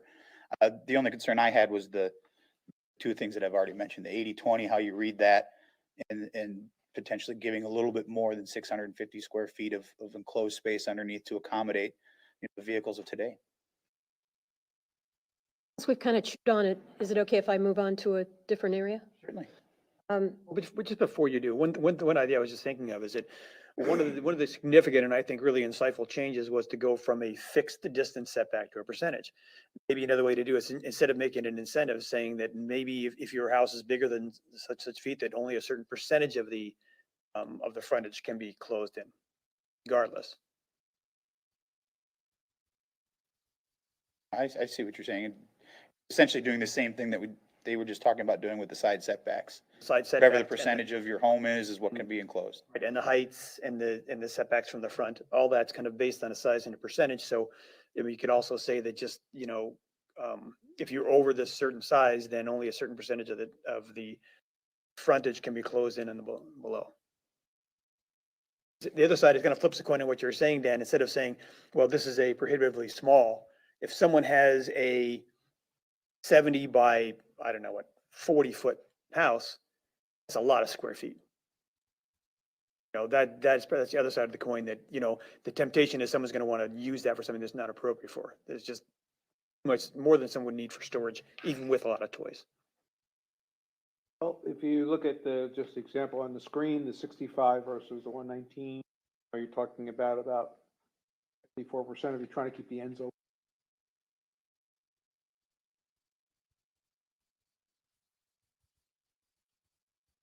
Sorry, say that again, Roger. You take the 65% facade versus the 65-foot facade against the 119 total width. Right. You're trying to keep the ends open. It's 54%, 55. That just helps you visualize the amount you want to keep open. And is it reasonable to require that the maximum you could close in the frontage will be 65 feet? I'm saying for everything, not to give you a special exemption to be able to eliminate the height and the setback requirements. Say that 65 feet is the most you can close in on the ground floor. Well, that's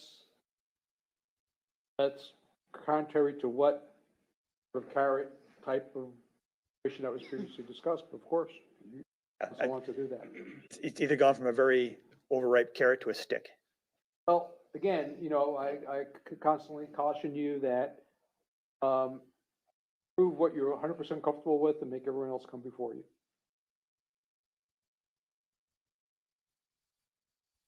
I wouldn't be opposed to the percentage aspect to, mirror kind of what the side setback percentage, not saying that that's the number, but whatever number staff can come up with based on what they see and based on size and storage spaces required, whatever that percentage would come out to the size of the home.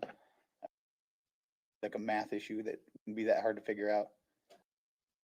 Would it make sense to just say that 65 feet of that front facade can be enclosed?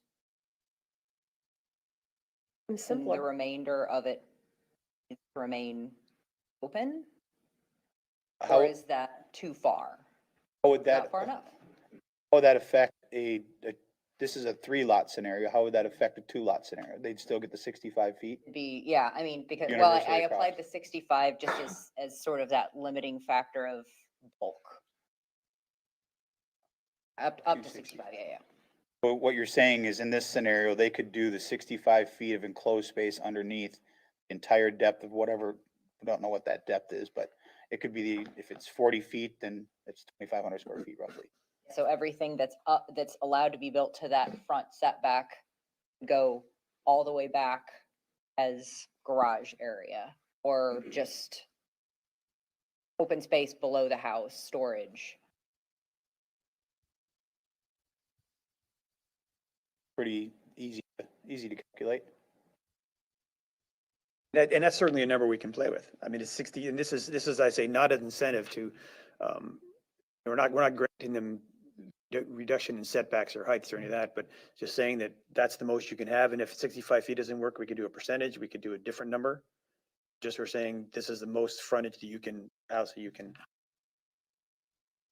It seems like this 65 feet is a far jump from what saying is the 650 feet. I mean, Yes. it's a much larger carrot than. But are we still saying the same thing? Are we saying that that gets them out of the other setbacks? Or are we saying that that's required across the board? It's a very good question, because I think that's what Council Beach is saying, and that's not what Council Alders is saying. Yes. No longer an incentive, it's a requirement. That's what I'm saying.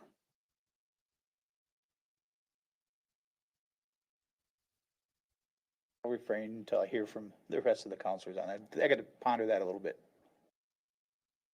Yes, Mayor, you had something. Just have a couple of different things, so we can chew on that and come back to it maybe. On page 47, toward the bottom on your staff report, you mentioned that you have the option, you recommend the option to allow the property owner to decide how to divide up the setback width between the sides. Are you with me on what I'm talking about? And I love giving them some freedom on that, but the restriction I'd like to add to it is that they have some kind of minimum on the side where all their noise-making equipment is, so that they couldn't say, okay, I'm going to have a really wide setback on this side, and then I'm going to have the narrow setback on this side, but that's also where I'm going to put my air conditioner, my pool pump, and everything else. So could we add that condition to it, that the narrow side cannot have all of the noise-making equipment? Seems reasonable. Now, is that, I mean, at the house's size, I assume, is there usually one air conditioning unit for a house of the size The we're one talking next about? to me has two. Oh, they would have a couple. They would have a couple. And it's not a house this size. It's less than half of this size, and it has two. Just wondering technically if it's feasible, because I know a lot of air conditioners have a specification about the maximum run you can take the coolant. Well, and if there's a way she needs to deal with that where she breaks it up somehow, I'm just saying that we need to deal with that issue in some way. Well, so if we're gonna delve into potential noise, then, if you set the requirement that says that it can't be on the narrower side, is what I'm hearing the vice mayor say, that may just drive the designer to say, well, I guess if I have multiple pieces of equipment, I have to make the side setbacks equal when I do my design. Right, they have an option. It almost seems to me like a house this size is almost like a commercial building.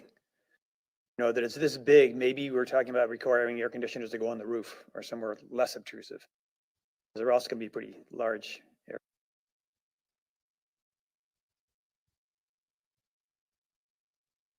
Or potentially within that enclosed space if it's 65 by whatever the depth is. Oh, I think with modern code, did the air conditioners have to go above flood? Oh, that's right, yeah.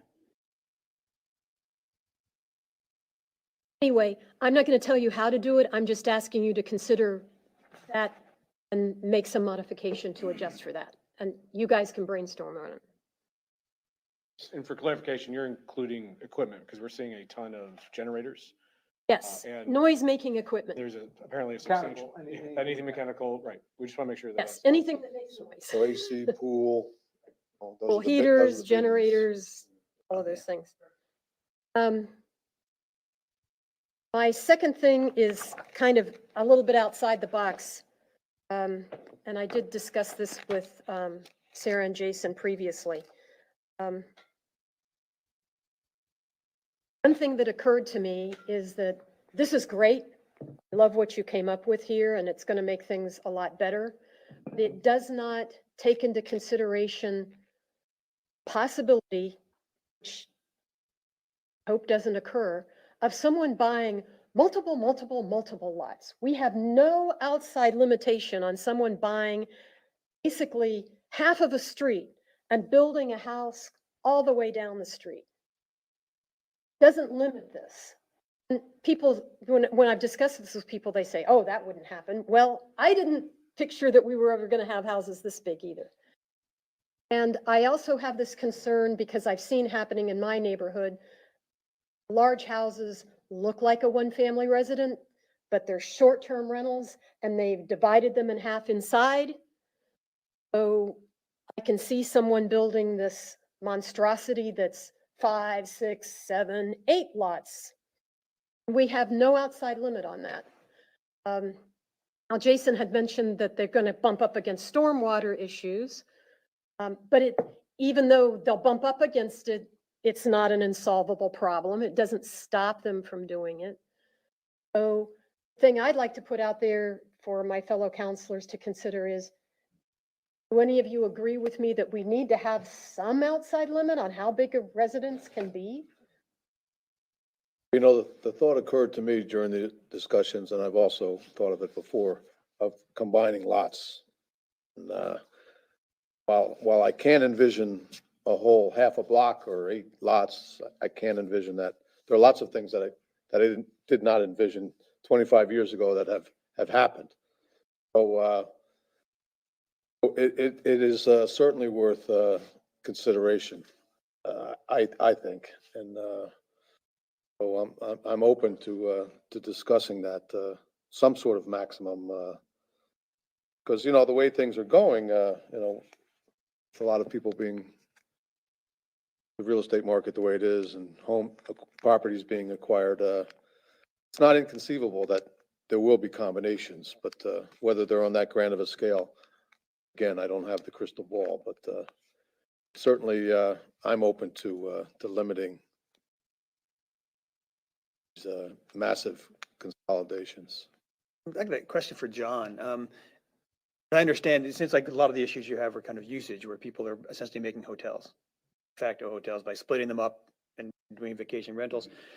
Is there, as a condition for building like a large house, can you put restrictions on use? Be allowed to say, this could not be a vacation rental, say, or is that violate the code? That would violate the state preemption. What about, can you ask if it's going to be a duplex? I think that's already provided for in the regulations as to I whether or think not we you could say can that do this is that. for single-family homes only. Yeah. And then the other thing, do is using Sarah's schematic, you just say that, but in no case shall the width exceed 120 feet. That all would limit it on, in terms of multiple lots. Jason, you look like you're chomping at the bit there. We're talking about use, sorry. And so I think there's so much that we can do on the front end as far as a review. I think we've been pretty diligent about checking to make sure there's limited opportunities for lock-offs. That's kind of the term we use, as far as creating design internally to be able to then create separation with access and rentable units within a building, that sort of thing. So we do look for that. And they would be in violation of a single family permit if they did something. But I don't know what that number is as far as the max. I mean, that's, the vice mayor, I was going down the rabbit hole over the weekend on the internet, watching all these stars, 30,000 square foot homes and stuff. And there's some massive, massive homes being built. I don't know what that magic number is, if it's 120 feet long total, but you got depth you have to worry about too. It's not just along the block. I think there's more opportunity for people to buy behind you. So you're going to gain depth there too. So that's something that vice mayor was talking. Not just going to be linear. I think ultimately linear becomes an issue if I got to walk a mile to get to the other side of the house. You're going to buy behind them and get a big block of a property. You can get a massive structure. I haven't even considered someone buying property behind. Right. So when you've got, like we have behind us, right, you've got two streets, but you've got two rows of lots. You kind of have been talking about this for the last few months in the context of along a roadway, what this deals with, but getting deep too, you could get a massive, massive structure available. And one thing, I understand what you're saying, Vice Mayor, but, you know, to me, it seems like, I don't know, it's like it's kind of circular to say that someone's going to take 3 lots, put them together, and then divide them up internally. And I can understand maybe why someone would, because they could rent it as a large place or as 3 separate units, but it seems like it would be less of a headache to build 3 separate units. When I mention that, that's just an aside from my basic point.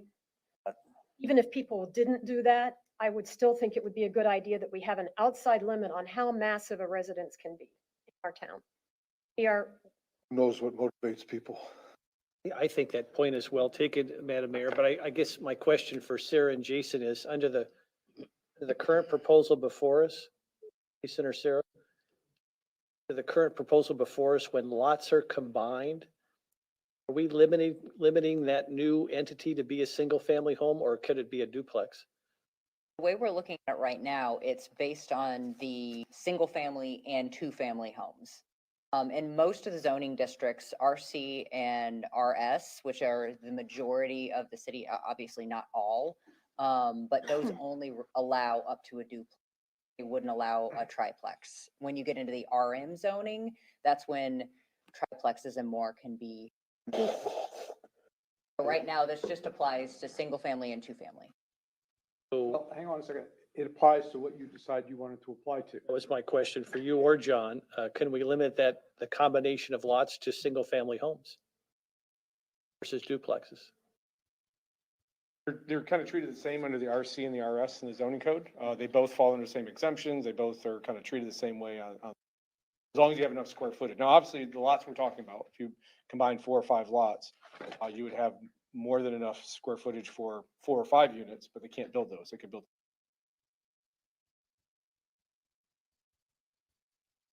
So if you're concerned about that, what you could say is that, single family house, you're green lighted if you meet these. Duplex, you have to come in front of council, that we can see what you're doing. I'm just thinking out loud.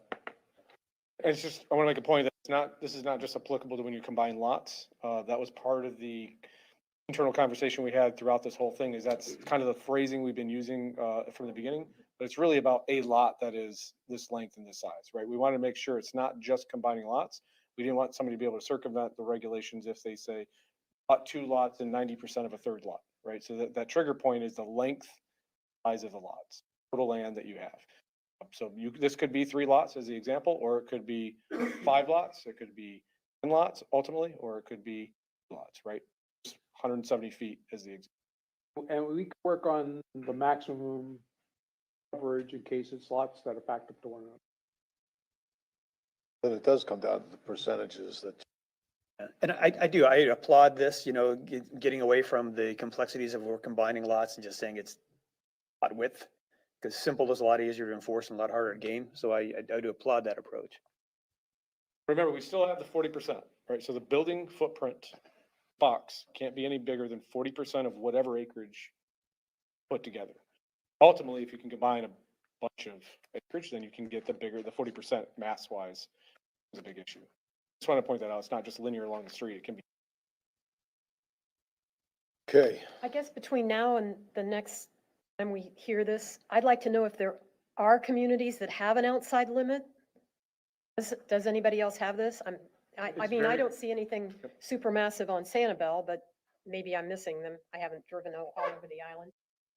So I guess I'd like to know if any other community has this outside limit on supersized houses.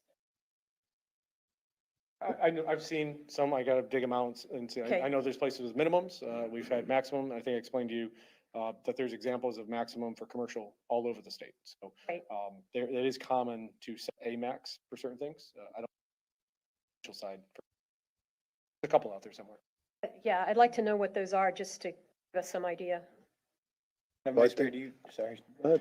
Madam Vice Mayor, do you have a number, a suggestion of what you have in your head as far as I don't. width of lots or the depth? Now, you raise a great point about the depth of lots.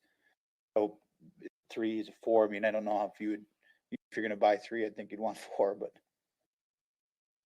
I don't To give have a the number in staff mind. something to work with, at least a starting point for discussion. We'll try to figure out between now and then, like, typical coverage. We'll have to assume a lot depth, an average lot depth and, along with the percentages, figure out a coverage. If you kind of like this, a relative scale, we could figure out how it translates to if it were a lots backed up to one another. All right, well, maybe that's the direction then, if Tara and Jason, before the second meeting of this, provide all the council members with their information about their concerns, so we'll be able to address it at the next reading. I've got a couple more points. Sounds like you're really looking to move on, but these are pretty simple. One thing is now you went from 7.5-foot setbacks until 80-foot width, right? Now, 15% that would be over 80 is 15% at 50. So is there a reason why you chose 80 feet? Hear that instead of right at 50? Because currently we have sort of an interim, we have a 75-foot. We have, if your lot is 75 feet or more, if there's a 10-foot setback required. And that was in response to some of these larger lots. And it wasn't to the point that everyone felt like we really needed to focus on the really large lots at that point. So they came up with sort of an interim 10-foot. So lots that are 75 feet or more currently are required to have a 10-foot side setback. So I didn't want to set it at the same one where we just changed the code. Okay. I set it a little bit at it. Would this supersede that 75-foot? Wouldn't supersede it, because if it's a 75-foot wide lot, it would require a 10-foot setback. Once it bumped up to that 80-foot wide lot, it would be the 15% setback. You could certainly change the code so that it's 15% across the board, not to be less than 7.5 feet, or, I mean, you could set it for all lots, but currently we just were focusing on the really large lots, potentially combined lots. I kind of would personally think that to go, now is a good time to revamp this and simplify it. And so instead of having this special condition for 75 feet, if we just do the 15% from 50 up and make it, that's it. I think that I would support that. Seems to be simpler. Honestly, we were just trying not to undo something we did a year ago, Gotcha. so. Gave you a big assignment. Well, with some of these major things we're working on, and particularly going over the comprehensive plan and the town codes, I'm sure there'd be a lot of stuff that was just done, maybe even this, where we rework. The other question is, it sounded like it was Councilman Allers brought it up, where there was one architect who liked the 20/80 versus 80/20. And really, it could be any number. I wonder if that's something we want to discuss as council. Well, what's the appropriate amount of 2 floors over flood we should allow for these large houses? Feel comfortable saying you can have 80% floors, or should we roll that back a little bit, or?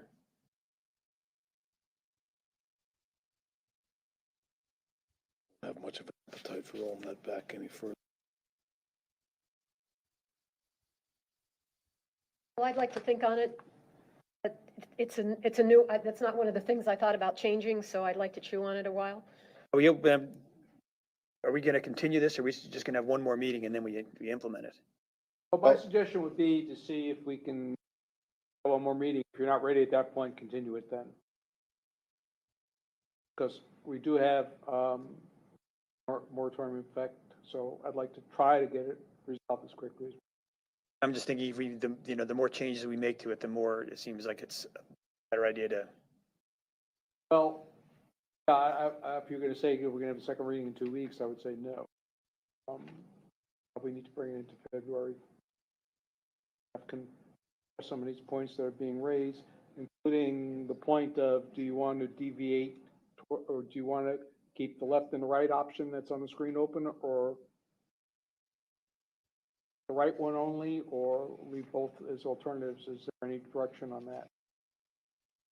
Okay, so just my kind of mental notes, the things we've talked about, is to just change it from 15%, everything over 50 feet. 15% period, 7.5 feet minimum, the setbacks. We at least discuss the percentage of the frontage can be 2 floors. Whether we say that the maximum, we have a maximum number and we threw around 65 feet of enclosed ground floor. And then an overall cap on the width of a house. I think one of the things about combining for depth is that, like we just saw with our previous variance request, is that if someone buys property on the back up to each other, now they're going to have front setbacks on both sides. So they've kind of lost some of the space they could do anyway. Plus they have the 40%. So I'm not sure I don't know if that's just a solution looking for a problem, or whether we need to do anything with depth at all. Well, I think one of the things I've seen while I've been here is a lot of people buy and then they sort of figure out the zoning issues afterwards. So to the extent that we could be clear about what's allowable, that there's council support for it, we're better off doing that. So if we can figure out a maximum coverage situation, regardless of how the lots are joined, I'll have it covered. Notwithstanding your comment is valid, Council Veach. Should just have the exact case here that, well, it's 2 fronts, so my real front is this, and now I want to treat the other front as my backyard. Right. Bill, I want to say, I hear what you're saying about the continuing idea. My leaning would be, my plan on making a motion to set this for second and final hearing, but at that time, if things aren't gelled enough, we can continue it. So, but I hear what you're saying. But instead of trying to just continue it now, we'll, Right. if the second meeting we're I'd like not to ready. try for a conclusion at the next hearing, but if we can't, if it's too messy at that point, I certainly hear what you're saying about spending more time on it. And It would be January 24th. if Actually, Roger asked for February. I think it'll have to be February with All right. all of the points that were raised today. Yes, please. Okay, And you have a Amy, date? can you tell me what that date would be in February? Only meeting 7th, in February. it's the only meeting, or 7th? 7th? Okay. I'm going to move that we schedule the second reading and final adoption for, looking for a number here. 2201, Is it 22-01.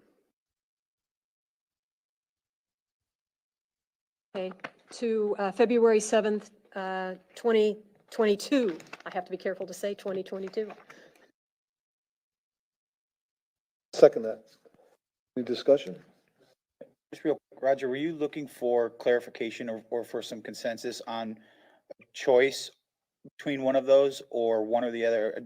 Well, if we're leaning towards the one on the right because the architect says it's more, might be a better approach, reach that conclusion today, be good to know that, but if we could take it up at the second reading. I would be comfortable with the one on the right. They're kind of that one, the only difference is, right, you can divide it up, because you could put that together and. Right, So- but if you read the architect's email, that, he believe they recommend that as an improved aesthetic. And I agree. And he actually isn't talking about breaking up the front as much as he's talking about the height differential. So the way the code is currently written, you can have 2 stories over flood, which is typically over a garage, on 80% of that 65 feet of facade, and only 1 story over parking on 20% of that facade. So it wasn't really about how that facade is broken up in the front, but it's about the heights. Okay. There's a motion on the floor to move this to ordinance 2201 for final adoption, second reading and final adoption on February the 7th. Dan, do we have consensus with what we want the look like? I mean, because the idea is that I kind of made notes of as we were talking. Are those things we want to have incorporated in this? I remember looking at it in January. If I'm not mistaken, the staff has taken all these comments to heart. We'll come back with, We'll have language prepared that incorporates those ideas. Whether they'll survive second reading, we'll see, but we'll have language to support those concepts. Mr. Mayor, it is an ordinance, so a public hearing is required. yes, sir. We'll open the hearing to public comment. Is there anyone here that wishes to comment? Seeing none, we'll close it. Okay. Now we'll move on the motion. It's been moved and seconded. Is there any further discussion? Any objection? Motion carries unanimously. Okay, Excuse me. thank you. One item to think about is when you'll want to have this come into effect. Because that is a component of this. Some people are currently in design. That we don't know how many projects are out there that could be impacted by this. Not aware of any. However, do you want it to take effect 60 days or 30 days or months from the adoption or immediately? I would think that since we're in the zoning in progress phase, that sooner would be better. Sounds good. Anybody have okay. Right, we're going to move on to the administrative agenda. The next item is the special event permit. This is for the Fort Myers Beach Community Foundation special event, BRFMB concert series at Santini Plaza. I see Janine Palauskas is here if we have any questions of her. But, otherwise, I think it's just a matter of approving this. So, I have a quick question. yes.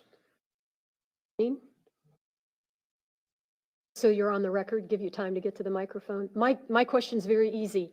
You're doing this basically the same way it's always been done, no major changes, right? Major changes. Janine Palauskas, Barefoot Event Group for the record, representing the Community Foundation. No changes. It does say that it's at Santini Plaza. It's actually at Fishtail Marina in the back. We do them outdoors. We move them into the propeller lounge in case of inclement weather. So I just wanted to clarify that after looking at some of the notes. The comment I would make then, if you're doing it basically the same way, it seems to have worked very well in the past. I've never received any complaints from anybody. In fact, kudos is what I receive about how well it's been run. So if you're doing it the same way, I support. I have one question. If it is inclement weather, you plan on having it outside, but if it isn't clement weather, you want to move it inside to the propeller lounge. My concern is that if the Omicron variant is still raging at that time, which, when is the first concert? January 27th. January 27th. 27th. So theoretically, still be active. The professionals are saying that it's supposed to start its downward activity middle to latter part of February. So my only suggestion would be is to, in the event that it is moved inside, is for you all to provide face masks for people, maybe at the entryway, to offer that to them in case they forget to bring their own. And then, if even possibly a step further, is to spread out the seats a little bit, if that's at all possible. I mean, if a husband and wife want to sit together, that's fine, but to pile everybody in the aisles on top of each other, I don't think is fine, in my opinion. So if that can be done, that would be helpful, and probably put some more people at ease. Absolutely. We will work with the Fishtail Marina staff. I'm there for setup, so we'll set them apart and then people can move them as they feel comfortable. Thank you. Thank you. Anything else, Jim? Just one question. Janine, first of all, awesome venue, such a cool place to see a concert. I understand that the January 27th event is a Chicago tribute band, but that may not technically be true. As I understand it, the former bass player and singer for Chicago, is actually part of the band. Is that true? Do you want to elaborate on that at all? I would, thank you so much. Actually, Back to Chicago performed 3 years ago at Fishtail Marina for us. They're a local band made up of musicians, one from FGCU actually. And I met Jeff Coffey a few years ago. He sang the national anthem at Hertz Arena. And so he wanted to come back to Southwest Florida. We had this concert planned for March of 2019 or 2020 before COVID, and we canceled it. And he's been itching to come back. So we're excited to have him. He just announced it, and ticket sales are already going even faster now that he's announced it. So he's a former bassist with Chicago, and then also he plays currently with Don Henley on tour, back out on tour. So it's gonna be a I great hope to concert. see you there. It's going to be a great show. I'm very excited about it. No, there's another Chicago connection here on Fort Myers Beach. One of the original founders of Chicago, Jimmy Pankow, his sister used to own a condominium at Island's End. Mr. and Mrs. Pankow seniors spend the season down here every year. And when Mr. Pankow died, we had his funeral down here, and of course Jimmy was down here. And the Pankow is a big family. There are another 10 kids in their family. And we were having lunch at the Holiday Inn after the funeral mass, and one of Mr. Pankow's senior's friends was at the table with myself and Jimmy Pankow. And the conversation went like this. He said, yeah, Pank Senior would say to me, his friend, you know, they're making a lot of noise at the house. You know, they're downstairs playing trumpets and doing this and that. And Mr. Pankow Senior said to his friend, I don't know how the hell they're ever going to try to make a living doing this. And of course, they became Chicago. But that's just a little tidbit. Well, as you know, I am from Chicago. I have been a Chicago fan since I was about 8 years old when my family's friend manages their band. Oh. So I have been, and so Jeff and Back to Chicago, it's going to be a great concert. Excellent. Well, naturally, we all wish you success with the series, and To raise money with the community foundation. it's a tremendous cause. Yes. Anything else, Jimmy? No? Okay. Thanks for coming in. Appreciate it. Move to approve the permit. Second. Been moved and seconded. Any discussion? Any objection? Motion carries unanimously. Good luck. The next item is the TDC grant request for fiscal year 2023. This is to approve the Tourist Development Council grant request for fiscal year 2023. Roger? Mr. Mayor and members of council, we gave you a preview of the items that the staff had put together for the request. There have been no changes to that preview, so this is the actual official authorization from town council to proceed. If there's anything else you'd like to try for us to apply for, now would be the time. However, time is short. Any comments for Roger? I would just, again, Roger, commend you and your staff and the consultant on the beach renourishment plan that's being germinated in this initial request. I think $9,791,183 is requested for the beach renourishment plan. As I understand it, correct me if I'm wrong, Roger, the overall plan and budget for the beach renourishment project is $23,068,000. That'll come later on, possibly next year, the rest of those funds. Is that the request for the rest of those funds? Right, the project is being broken into phases, as I believe all members of council are aware of, and this is the initial phase of actual restoration, and there'll be others following as we proceed. I just think it's excellent. I think it's excellent staff work and consulting work, and I commend the town for their being proactive on this challenge for the island, and wish you Godspeed on that. Else? I guess the comment I'd like to add, and I'm glad to see Allison came in, is I'd like everybody to know how crucial Allison's work on this is from the TDC perspective. It's a strange process with lots of weird ins and outs, and she has mastered those and made our applications so much better over the years. And I've heard this from many insiders at the TDC. So I want to recognize Allison for her work in improving our process. Good point. Well taken. Anything else? I just do want to point out, there's still a couple, I have reservations about a couple of aspects of the beach renourishment, and most of them revolved around either things that I don't think are particularly sustainable, or then places where I would like to see more effort put by the beneficiary properties to make sure that the renourishment sticks, things like vegetation and things to protect buildings and money they were spending on renourishment. Your objection is not to the request for the funds? It's not, no. Okay. All right, and just to speak to that point for 1 second, Mr. Mayor, the consultant will be in, give you all further update on the project, and so, you know, those questions and those points can be discussed at that point in time. Okay, is there a motion to approve this TDC grant request? Move approval, Mr. Mayor. A second. Moved and seconded. Any further discussion? Objection? The motion carries unanimously. Next item is Resolution 22-01, Letran Advertising Interlocal Agreement. This is to approve Resolution 22-01, authorizing the town to enter into an interlocal agreement with Letran for advertising. Is there a motion to approve the resolution? Move to approve resolution 22-01. Second? Been moved and seconded. Any discussion? This is with the one side advertising and one side as a map for I clarification. want to call your attention to, and does the council have, I had this on my desk. Did council get this morning? Yes.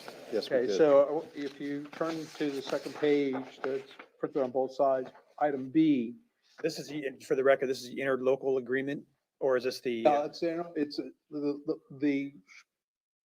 that document title is Letran Bus Stop and Amenities, ILA, Town of Fort Myers Beach, 2022. Yes. And on printed page 2, which is the back of page 1, item B makes it clear about the advertising and where the bus schedule would be.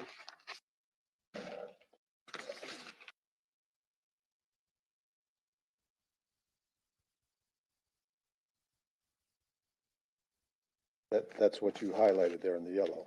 Yes, sir. Okay. Anything else, Bill?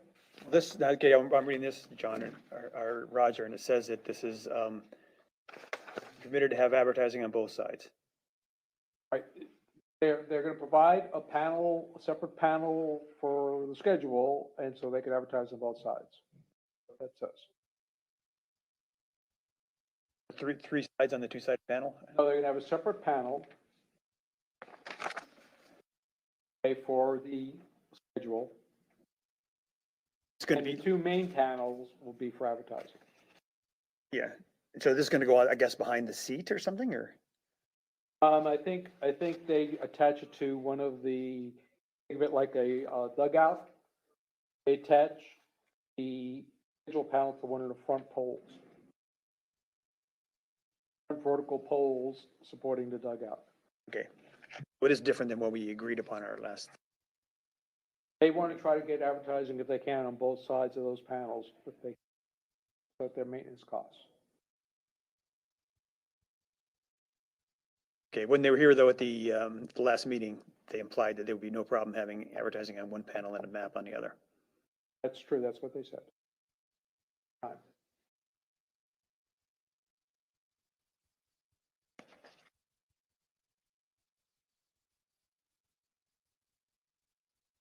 Else, Bill? Nope. Okay. Anybody else? Discussion? Mr. Mayor, Sir. if I may, for the record, technically, the interlocal agreement is between the town and Lee County, not Letran. Letran is a division of Lee County. Is there a motion? Did we have a motion? We have a motion. Okay. Any further discussion? Objection? Motion carries unanimously. Okay. Next item is Resolution 2021-60, Playground Equipment Purchase. Approved Resolution 21-60, authorizing the purchase of playground equipment and accessory items for Fort Myers Beach Elementary and Bay Oaks via a piggyback contract in an amount not to exceed $320,280. Is there a motion to approve the resolution? Moved. A second. It's been moved and seconded. Discussion? Objection? Motion carries unanimously.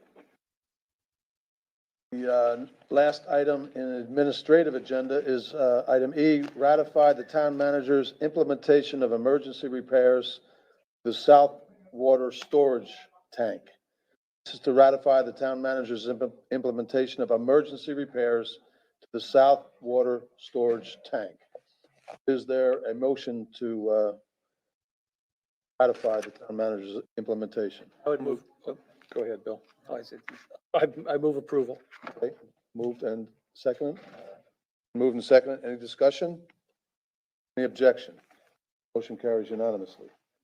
Okay, now we come to final public comment. Is there anyone left that wishes to comment?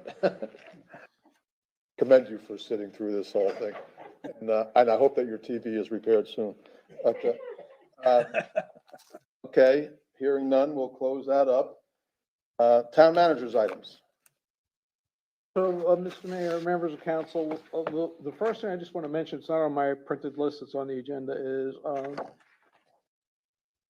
one of the speakers in public comment earlier today mentioned bathroom accesses, and through the actions of this particular council, we now have a bathroom access back in operation that we didn't have for several years. So the comment that their comments are not being heard is not necessarily true.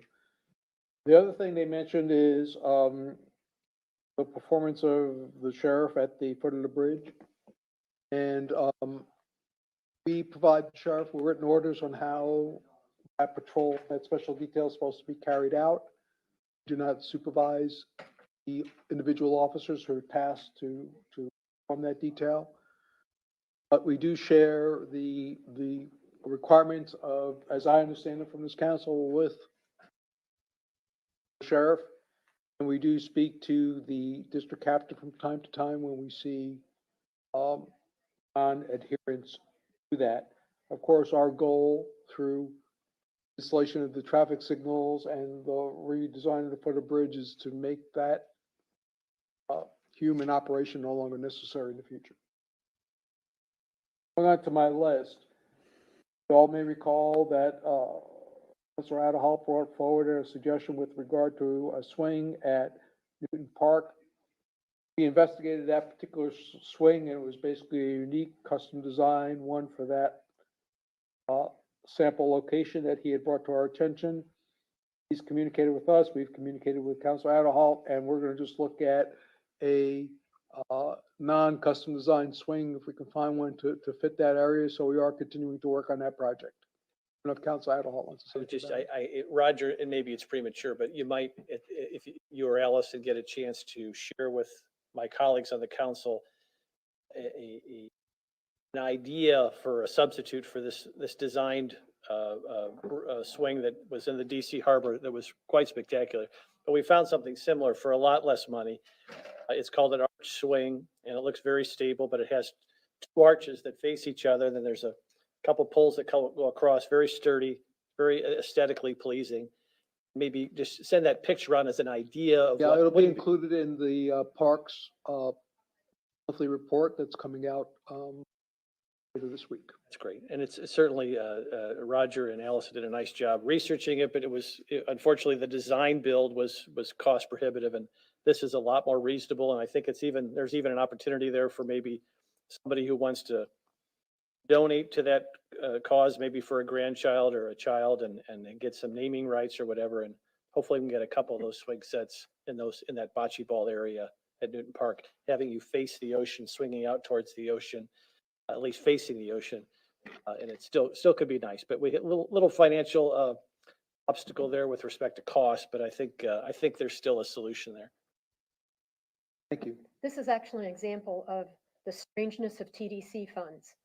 They specifically exclude playground equipment, which makes absolutely no sense to me that RTCC does that. It's different from county to county, and why ours excluded that. If there's anything that is beneficial to the tourists coming here and their children being able to recreate on our beach. So that just gives you an example of the type of things that Allison has to cope with. Okay, Roger? Next item is, and thank you for your kind comments about the about the New Year's Eve celebration. Unfortunately, for staff, we now have to launch into the 4th of July planning. So one of the items on a critical path for us is whether we should consider a parade or just consider fireworks. With regard to the question about coronavirus and the variants. Obviously, that would modify our planning and application process to the variety of agencies we have to get permissions from. So I don't know that we necessarily have to have a definitive answer today, but I would say that no later than the next meeting, we're going to need to know if you have some thoughts about whether or not to plan for the parade or not. Oh, let me just jump in there. We're already talking about the 4th of July parade. We have to consider, if that's the discussion, we have to talk about the Shrimp Festival and Patrick's Day parade. That's the concern. So maybe you should just lump it all together. Well, we don't have those applications. And yet, I don't know what those individual event sponsors are, where they are in their planning, but because of our long lead times, with closing the bridge and other things we have to do with the fireworks. Allison approached me last week and said that, no, it's important that we get a sense of whether or not council's not going to want the parade or not. Now, obviously, in the abundance of caution, we cannot have the parade. That's just the clearest and simplest way, but that would be difficult, I would think, if the others have theirs. So, we can have that discussion and hopefully bring this to decision sooner than later, because those folks are going to need to know as well as we will. Then I have another question. If about the 4th of July, where will we be at that point with redevelopment of Times Square? We would be just starting immediately. Our goal would be to start right after the 4th of July. After the 4th of July, okay. I mean, literally July 5th. So that a parade or fireworks would have no bearing on. That's correct. I mean, we may have some staging and other things, but it wouldn't interfere. All right, that answers that. Are you planning on starting on the 5th because of the 4th of July holiday? You're not interfering with the? Yes. I mean, right now, our project planning, assuming there are no changes to the plans, based on the thing that's driving the July date today is the availability of the $1 million grant for Times Square. That's when that money becomes available, July 1st. We can't do anything in advance before that because that would be an ineligible expense. That's what's driving that date. Obviously, we can go later than that, but we can't go any earlier than that. Sounds reasonable. Any other questions about that? Oh, just what you'd brought up, the other parades in there, did we necessarily need to wait another 2 weeks to make a decision? I mean, I don't know what would drastically change to give these people the most amount of time one way or another to move forward or not move forward. Yeah, and again, I'm not throwing cold water on them, but if we're going to have that discussion, we have that discussion. And maybe that comes up in their permit applications. I don't know. I mean, if the Shrimp Festival people came to you tomorrow with a permit for the Shrimp Fest parade. That would generally require coming to council. That permit would require to come to council, as would, for example, the St. Patrick's Day parade. Yes. Those typically come to council. So, I guess my question is more, are we prepared today to give the manager direction as to which way we're leaning for these parades today, or do we want to wait to next meeting? The only point I would make is that no one's applied. Been asked yet. We don't know what they're thinking. Maybe the St. Patrick's Day Parade. Well, I'll tell you, being an insider on the St. Patrick's Day Parade, my intention, which I'm sure Shelby with the Lions, her intention is to make application and wait and see what happens. I mean, I'm not of a mind to put all those people out on the boulevard, pile on top of each other if the virus is still raging. I mean, I'm just not going to do that. But, I don't know how. I can't speak for the Lions Club what they want to do, but of course it's supposed to be subsiding by then, you know. So, but who knows? Who knows, right? And who knows if something else doesn't come. So, my intention would be make application, get it in the works, and then make the decision well ahead of time whether to pull the trigger or not. Mr. Mayor, just for point of information, could you just provide us a little background and just based off the cuff as to what the history is of the 4th of July parade on Fort Myers Beach and who organizes it? And I think the vice mayor could probably do that better. You were on council when. We organize it. Well, we inherited it, I think. Yeah. I think it started maybe even before the town was incorporated by some local groups of people. Once the town became incorporated, sort of transitioned to the town. And the latest discussion has been, with the fireworks, we do the fireworks in the parade, and that's a town event. The New Year's Eve celebration is a community event by the businesses of the community. And that same day, coincidentally, is the town's birth anniversary, if you will, so corporation anniversary. So we have an event, it just so happens to be on New Year's Eve because that was the day that officially took place. But so this is really the town's one event. thank you. Yeah, see, my recollection is a little bit different than that, Roger. I don't recall Fort Myers 4th of July parade for incorporation. I don't remember that. I can only say that some people have taken credit to me for that, but maybe they did, maybe it wasn't town event all. Well, that's not correct. But regardless, that would be the town's decision, and then and the Lions Club and St. Patrick's Day they're about a week apart. So the Shrimp Fest and St. Patrick's Day. So those would have to be in permitting like now or shortly from now. But so and they'll be considered, I guess, by council when they come up before council. Make that decision at that time. So I would certainly think that within the next 2 meetings, because I'm not having the last meeting in February. Yes. See, that's the other risk. We're putting it out a little further away from the actual the events themselves, but just have to play it by ear and see what happens. Well, if the policy is to apply, then revisit closer to the event is what I heard the mayor saying. That would be my So suggestion. then the potential policy direction is go forward with our planning to include the parade, and then as we get closer, obviously, if council feels there's environmental health concerns that need to be addressed, why, or in June, cancel it. Reasonable? Okay.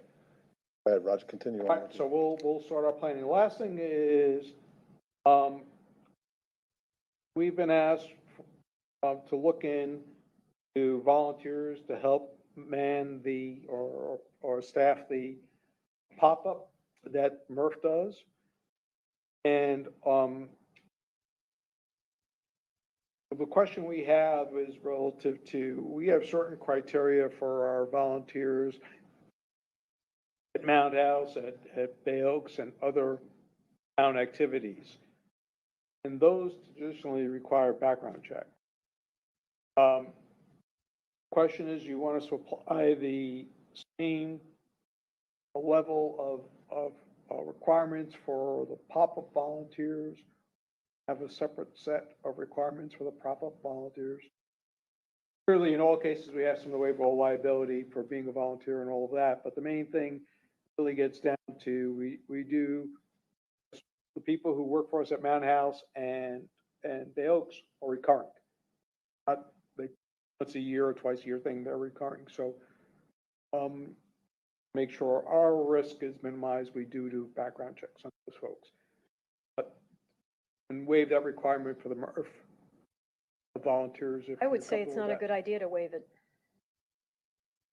Now, the committee members themselves have had background checks to get on the committees, right?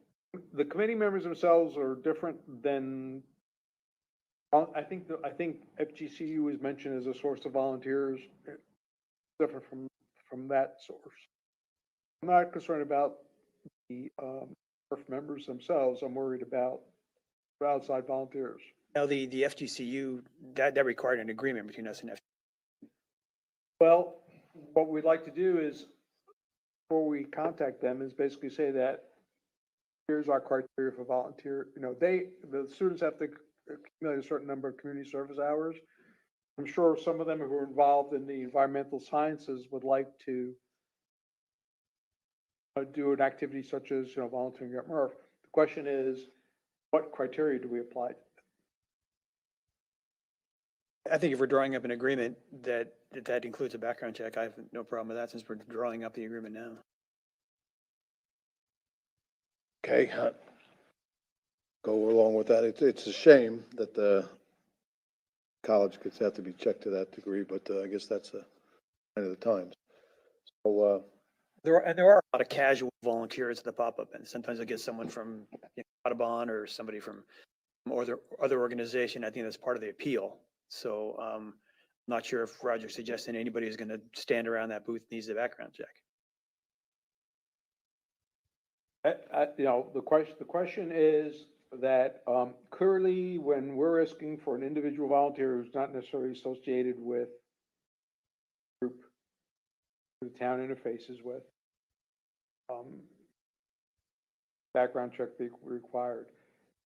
The FGCU volunteers are not, at this point, it's not sort of an organized effort. If there was one, that might be different, but the question really is that maintain the highest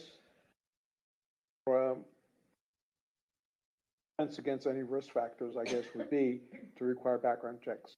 If there's a case where the council wants to waive it, or MRF or for something else, please let me know. Otherwise, we'll hold to what our policy's been. what's our exposure with this? With these volunteers? If they were to injure someone or get into some kind of altercation, I mean, this entire discussion, unfortunately, is really is driven by risk management issues and best management practices in that regard.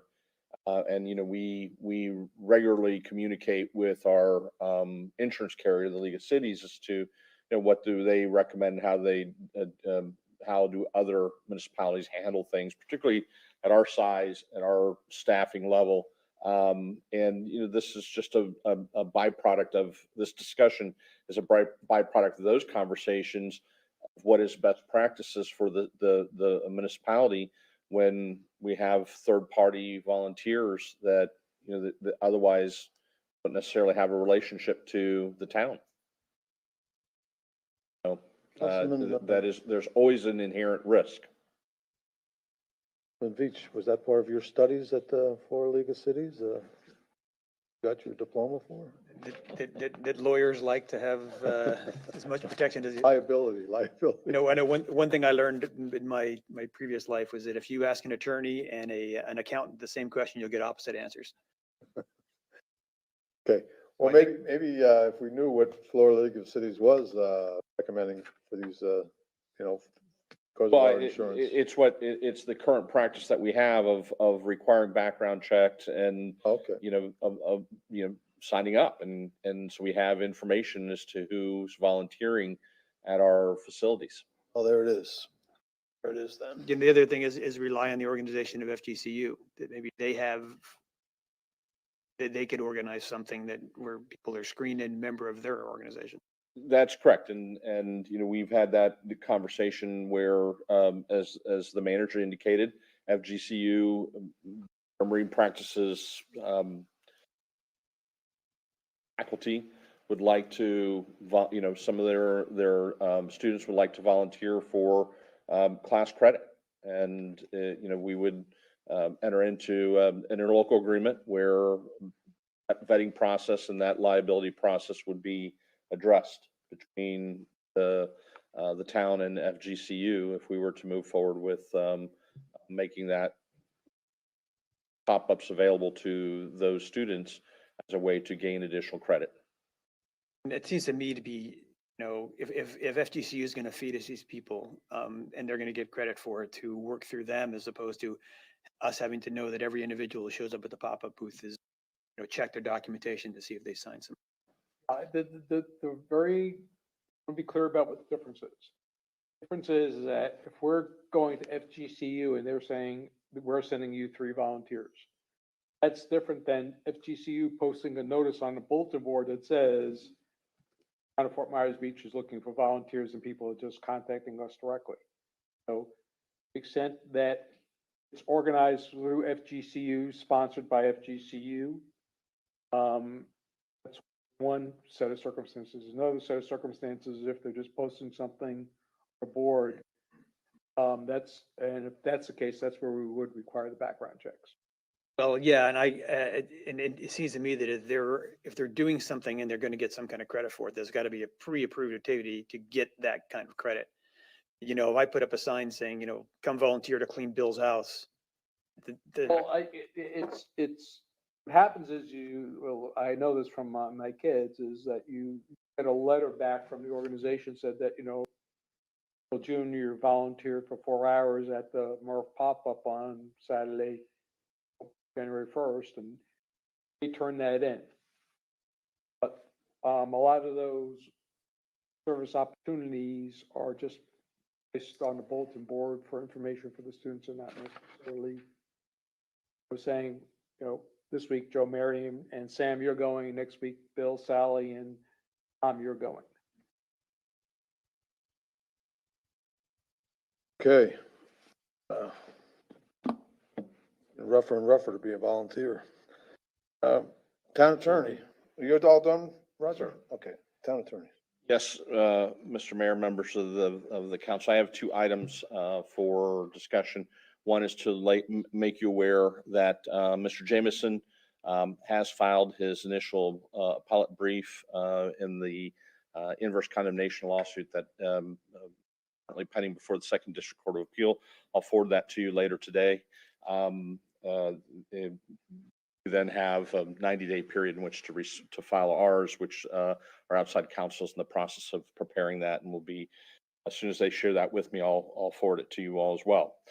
The second issue for you to consider is that I had planned on having with me today here at this council meeting my associate Victor Sanabria.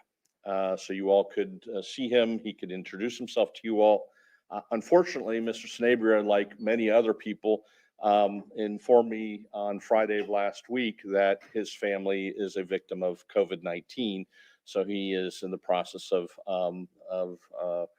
isolating himself for 10 days. However, he is watching.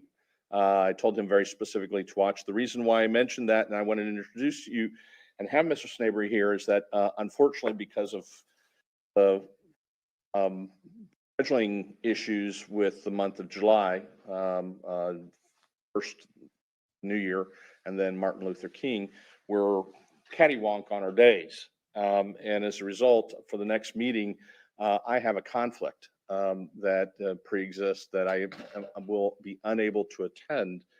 So I wanted you all to know and see in advance who would be coming in my stead. Unfortunately, because of his family circumstances that many of us are going through with regard to COVID-19, he was unable to come here today and meet each one of you individually. But I did want to make you aware and let you know that unfortunately there will be someone else from my office. Mr. Sanabria is very well experienced. He's an 8-year attorney. He's been doing work for the city, for the town for the last 8 months. He's been working with staff on some contracts. He's been working with Parks and Rec on some agreements as well. And he's been handling a number of litigation matters that we have going on where our office is directly representing the town. So he is familiar with the town. He is familiar with staff. Staff is familiar with him. Unfortunately, the one thing that hasn't had an opportunity to is to meet each one of you all individually. And for that, I apologize. But given the circumstances and as illustrated by COVID-19, God forbid, something were to happen to me in my unavailability, I do want you all to start becoming familiar with other people in my office just in case in such events. So if you have any questions or I can arrange for Zoom meetings if you wish, or WebEx, whatever, to meet Mr. Snabry in person electronically. But otherwise, he will be here at the next council meeting in my stead. So I lucked out that we moved the ordinance to February. I'll make sure that he's well prepared to address any of the issues that do get placed on the next agenda. But Get well soon, Victor. it's his family, actually, his wife and daughter, who apparently were diagnosed with having COVID. So. Mr. Mayor? Yes, sir. John, if I could, I know Councilor Allers has raised this in the past, and I know Councilor Veach has raised it on a broader level. Since our last meeting, I received an email forwarded to me from the chair of the Public Safety Committee, as well as a separate email forwarding me the same email from who's the head of the Chamber of Commerce. And it was from a visitor to our island, young family. They went to visit a business at Estero Plaza. And the proprietor of that particular parking, whatever you want to call it, facility / strip mall, allegedly verbally accosted them. And it was a very, very unpleasant experience. I have heard a litany of alleged similar stories about the proprietor of this property. And I'm curious as to where we are with respect to his compliance with town ordinances. Normally, I don't get involved in these things, but because everybody has a right to contest and litigate, whatever the town puts before him. But this person appears and allegedly is having behavior that's really disturbing towards our residents and our visitors. And I think it's something we probably ought to elevate if possible. And maybe you could just give us an update as to where we stand on this. Sure. I also received copies of those correspondence over the holidays, and it is unfortunate. You regulate behavior, unfortunately. But as it relates to our particular, the town's enforcement actions and interactions with this particular property owner, there is an active code enforcement case that was ruled many months ago adverse to the property owner. The property owner appealed that decision. The Lee County Circuit Court, sitting in its appellate capacity, ruled in favor of the town, which I reported to the town council at that time. And as a result, currently, the property continues to accrue a daily fine for the activity that's taking place there, which is primarily that they're using the parking lot and the parking spaces that are supposed to be used by the tenants of that building as a commercial enterprise, separate and distinct without the appropriate approvals. And so that fine accrues on a daily basis. It is one of the many, not many, but the properties that we will be bringing to you, believe either at the M&P or. It's on the M&P agenda to discuss a policy to deal with how we move council would forward. like us to deal with the violators, the more significant violators. And this property would be one of those. So depending on the policy discussion that you have that day, if you instruct the staff to move forward, we will move forward with whatever direction you give us at that point in time. So and it's fine, but you would prefer to wait till we had that discussion before we discuss a specific case? Yes, because it would be a policy, a general policy that this one would be of a number of them that would fall within that general discussion. I just wonder if this particular case might be an outlier because you may develop a policy for people with a litigation dispute or a code violation dispute with a town. But this particular person allegedly seems to have extenuating circumstances that may cause us to want to expedite process with this particular candidate, but maybe that's not possible. I'm, as I said, we can't regulate bad behavior. My view is that, in some respects, everyone that is on that list is engaging in bad behavior because they're just failing to comply with your code. Simple as that. That's why all my advice is that we deal with people who meet a set of criteria versus particular individual or business, because we received an email about some other business 6 months ago that had inappropriate behavior. So I think that we really need to just address the things that are part of the town's code. And to the extent that they're not resolving an issue, as this case here is, that the council give us direction on how you want us to handle those in mass. There aren't but, half a dozen really that are sort of flagrant violators, if you will. Once you give us that clear policy direction, we can proceed and be clear that anyone who falls into that group that day or in the future will be dealt with in the same fashion. Very good. Thank you.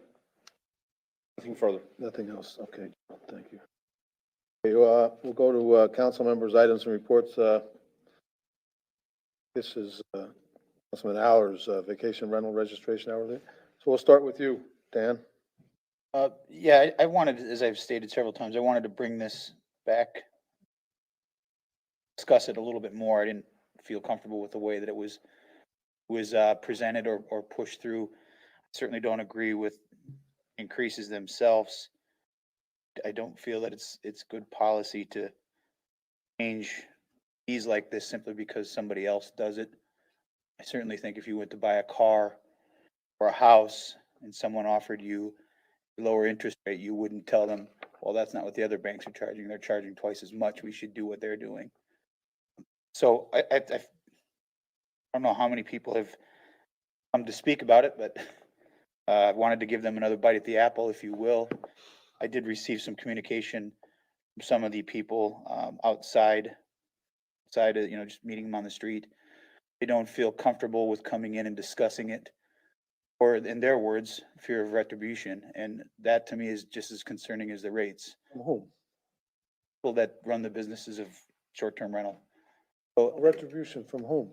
exactly. Well, I asked that question, and there still is a fear out there that whether can't change what someone feels, and if they feel that and they don't want to come in and speak to it, I'll do it for them. So You're not answering Brings back. my question. Would Who you are they like afraid of coming back after them? Retribution from whom? from the town From itself. the town, Yes. from the town staff. And it's not one person. I've heard it from several. Okay. We've All right. had discussions, Roger and I have had these discussions before, and perception is what it is. I just But I want, wanted to bring it up. I wanted to give people a chance to at least come and discuss it, or send in emails. We did receive a few that were not happy with the fees. And I also don't think that it's a good idea to have fees you're raising without a clear indication of why you're, just to raise them it isn't to me a reason to do it. Like you want to say something. Well, I definitely want to address the issue of, supposedly retribution. So let's be clear. One, this was not a staff initiative. Okay? Two is that we enforce the code as you all put it in place, and the way you put it in place.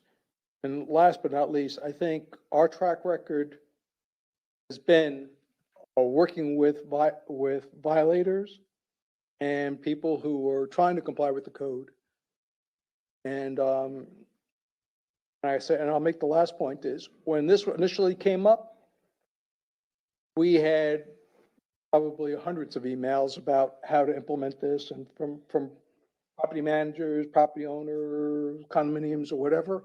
And all those thoughts and ideas were given due consideration as part of what the council actually approved. So, right, we can't affect what people feel.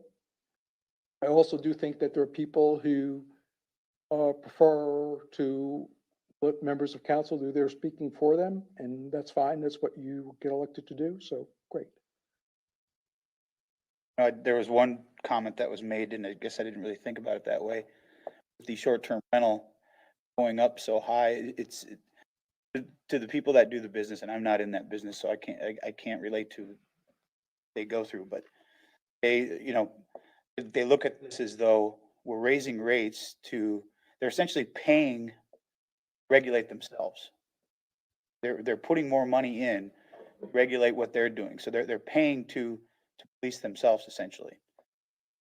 Maybe I'm not saying it the correct way or the way that they want it, but it made sense to me that, whatever the fees go for now, whether it's the paperwork or whatever, we're essentially adding a ton more money to that. What is that money going to be used for? Is it going to be used to verify that they're in compliance?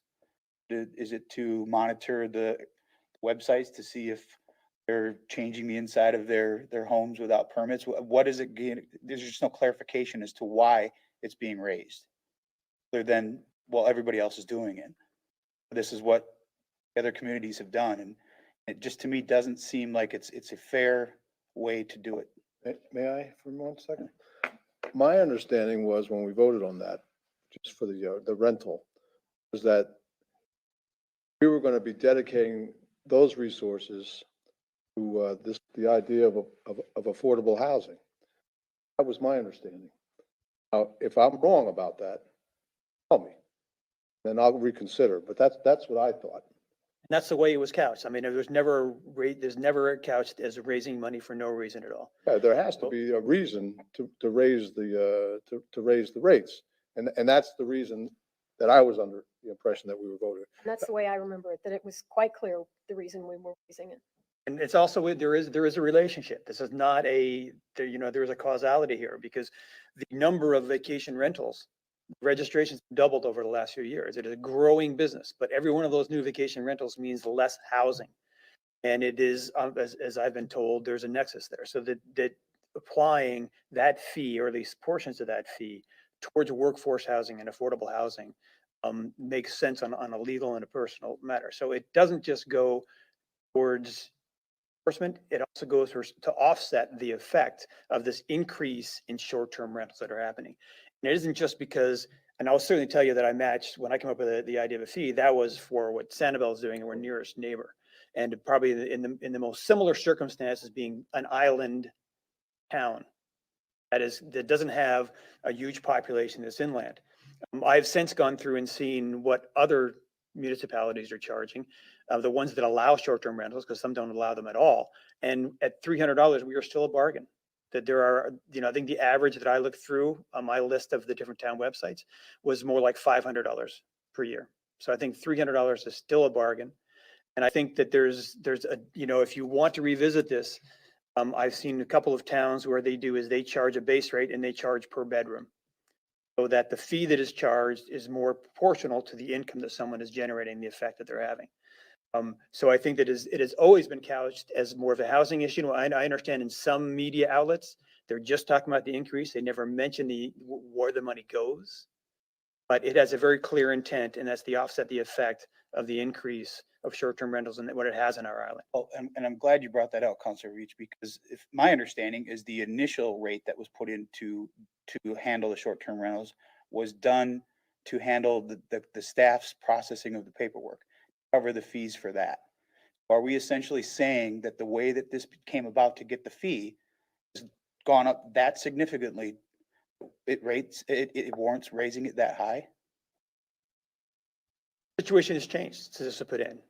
We've, like I said, we doubled the number of short-term rentals. And I've had so many people, I'll see in the same thread sometimes, someone complaining about this fee increase, and then later on, someone's complaining about the lack of annual rentals here on the island. I mean, in the last few months, I've known people personally who have, for some reason, they're at a place, the owner wants to sell it, they go looking for another annual rental on the island, and it's extremely difficult for people to obtain that. And I'm certainly sympathetic to that. And I've spoken with Roger a few times about ways that we can try to address some of those issues with the long-term rentals. And potentially we'll talk about them, at some point, maybe we can spearhead that. But specifically talk about the fee that was put in place to handle the payment of the staff, essentially, to process the paperwork. So if you're saying that the short-term rentals have doubled, then essentially doubling the rate makes sense. But to change what this fee was initially put into place for, to now include workforce housing without having the public input on it, I don't think is the right way to do it. And we have had public input. Now, I believe we had adequate public input the first time. This has now been on the agenda the second time. I've seen it talked about on Facebook and other places. I don't see any throng here today saying that they are against this. We had one and- one and- speaker in the beginning that he spoke to the parking issue. That was it. I have- spoke to both, actually. Oh, I did- have been I'm sorry. contacted by several people who say they believe that it's appropriate. They want us to use the money for the workforce housing idea. I know we did have someone here today against it, but I can tell you that personally, I have been contacted by no one who was against what we did. I believe it was clear what we did, and people who are saying that it's not clear evidently didn't listen to the meeting, because we've said it over and over again, why we're doing it. I believe that initially you were right. Not we, but the prior council set the fee to cover the cost. We've now allocated that money toward the cost, and this increase is now for a separate purpose, and we can do that. We have changed part of the purpose of this fee, and we can do that, and I think it's appropriate that we do that. I'll tell you, I'm not ganging up on you, Councilman. You raise points. When you said that they're upset, these folks are upset that they're paying into something to police themselves, that's a short, it's a short look at it. Long look is that these funds will help them. They'll help them by keeping their employees, giving their employees a place to stay down here, that hopefully they can continue to afford to live on the island. I mean, I know a single mother who has a young daughter in high school, and she's a cleaner here. She cleans the condominiums, cleans hotel units and so forth. And they're in somewhat modest a rental unit right now. They're being forced off the island, and so in my mind, this was an attempt to start the process of alleviating that situation, and that's why I supported it. It's not retribution to these rental companies or property owners. It's not that at all. It's to help to cure a situation that, if we don't address it, is going to cause us nothing but more trouble down the road. That's the way I looked at it. And Mr. Mayor, I appreciate that. And I totally understand the lack of rentals on the island. And I hear from people all the time that are dealing with it. I think we need to accelerate how we can manage some of those things. The town manager has had a couple of great ideas that he and I have discussed, and maybe we can bring those forward and discuss it in an open forum and see if there's any support to doing some of those things. And if this money goes towards doing that changes my philosophy. But to me, it just appears that just a blanket statement of workforce housing with no plan, we're just going to raise the rates to start building the coffers to potentially do something without a plan, is where more of my discomfort is with raising these rates. And to answer that, I presume you've had the same conversations that I have had online or Zoom call with Sarah and Eddie, our consultant for the comp plan. Has everybody had those conversations? Yes. I'm not the only person. So those are they're working on that, all those sort of, issues. They outlined to me all kinds of different scenarios that they can do all over this island, which I thought was fantastic. But it's gonna take time and it's gonna take money. It doesn't, it's not an overnight, solution, but we have to start. We have to start and we have to start assembling funds, and there are other avenues to raise these fundings that will be explored as we go along.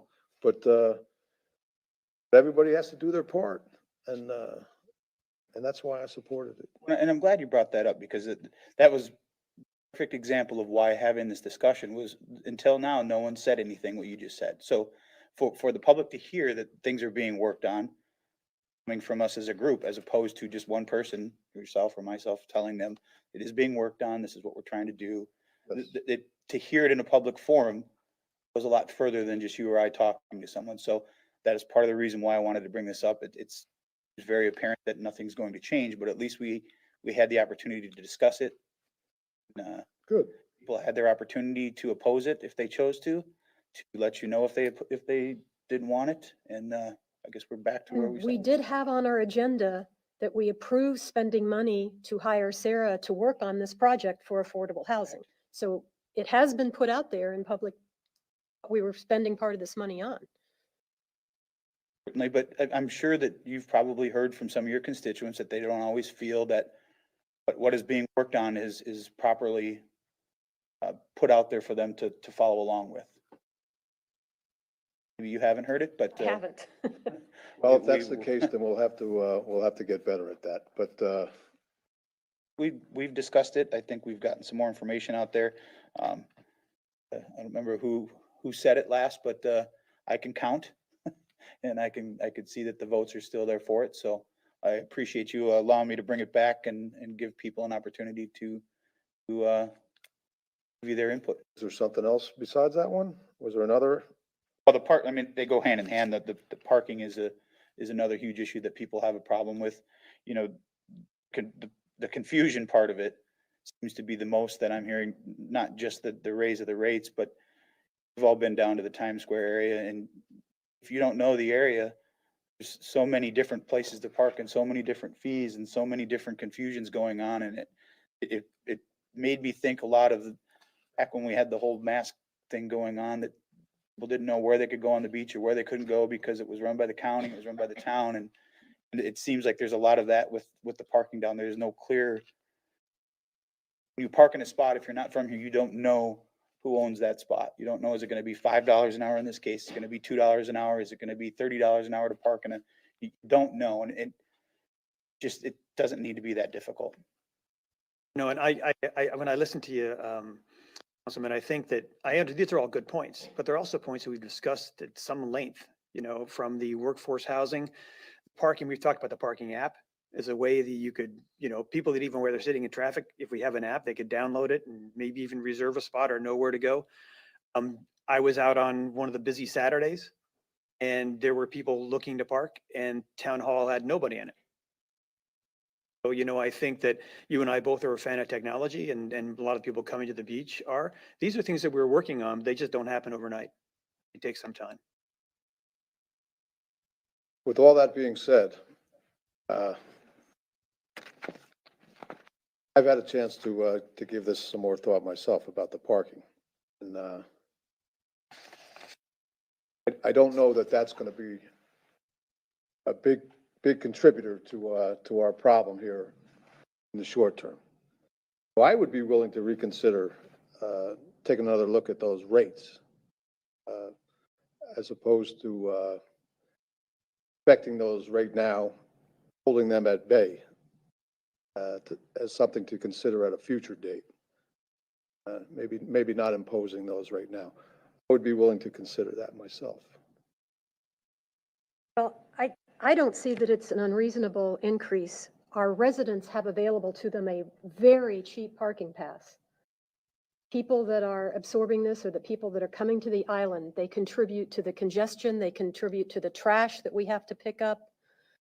It is not an unreasonable rate to pay for parking, and I would certainly stand behind what we did. Well,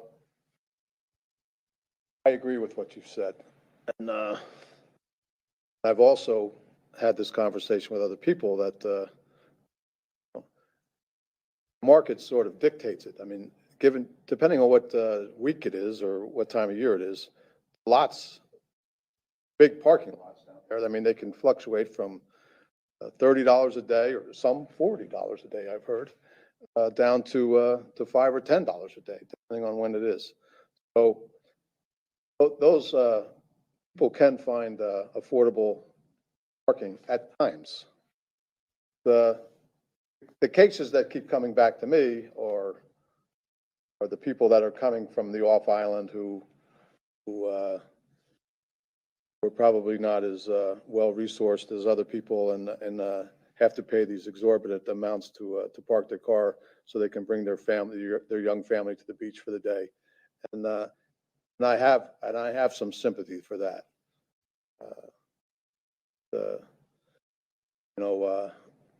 I don't know that that's going to make or break someone's plans. I mean, there are alternatives to that. There are alternatives. There's the county lot. There's other beaches. There's the so forth. trolley. Oh, yeah, there is a trolley, and there's no doubt about that.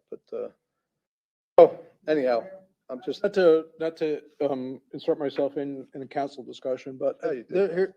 one of the things you just mentioned popped in my head, and that is that in the private sector, they adjust the rates because they have the flexibility to do that. And Council Veach mentioned the fact that our parking lot here is underutilized on the weekends. But not to create more confusion that Council Alves mentioned about the variety of rates, but one of the things you could do is say that, look, if you want a sort of more cost-effective lot, and you're willing to deal with a little bit of the inconvenience of that, we could make the town hall parking lot a bit more financially attractive versus our premium parking spaces, in the downtown area. see, now we're starting to talk. I think, Roger, the people just don't know, because one person I was following who was obviously looking for parking the other day, and this was on the Saturday, and she pulled off the street before she got to town hall. And then obviously looking for parking, and then I go in town hall and there was nobody, and there's no sign there really saying it's parking, and I realized there can be some confusion. Well, we're trying to push that information out. It's been in our weekly news releases. It's on, you could text 39FMB and get that information.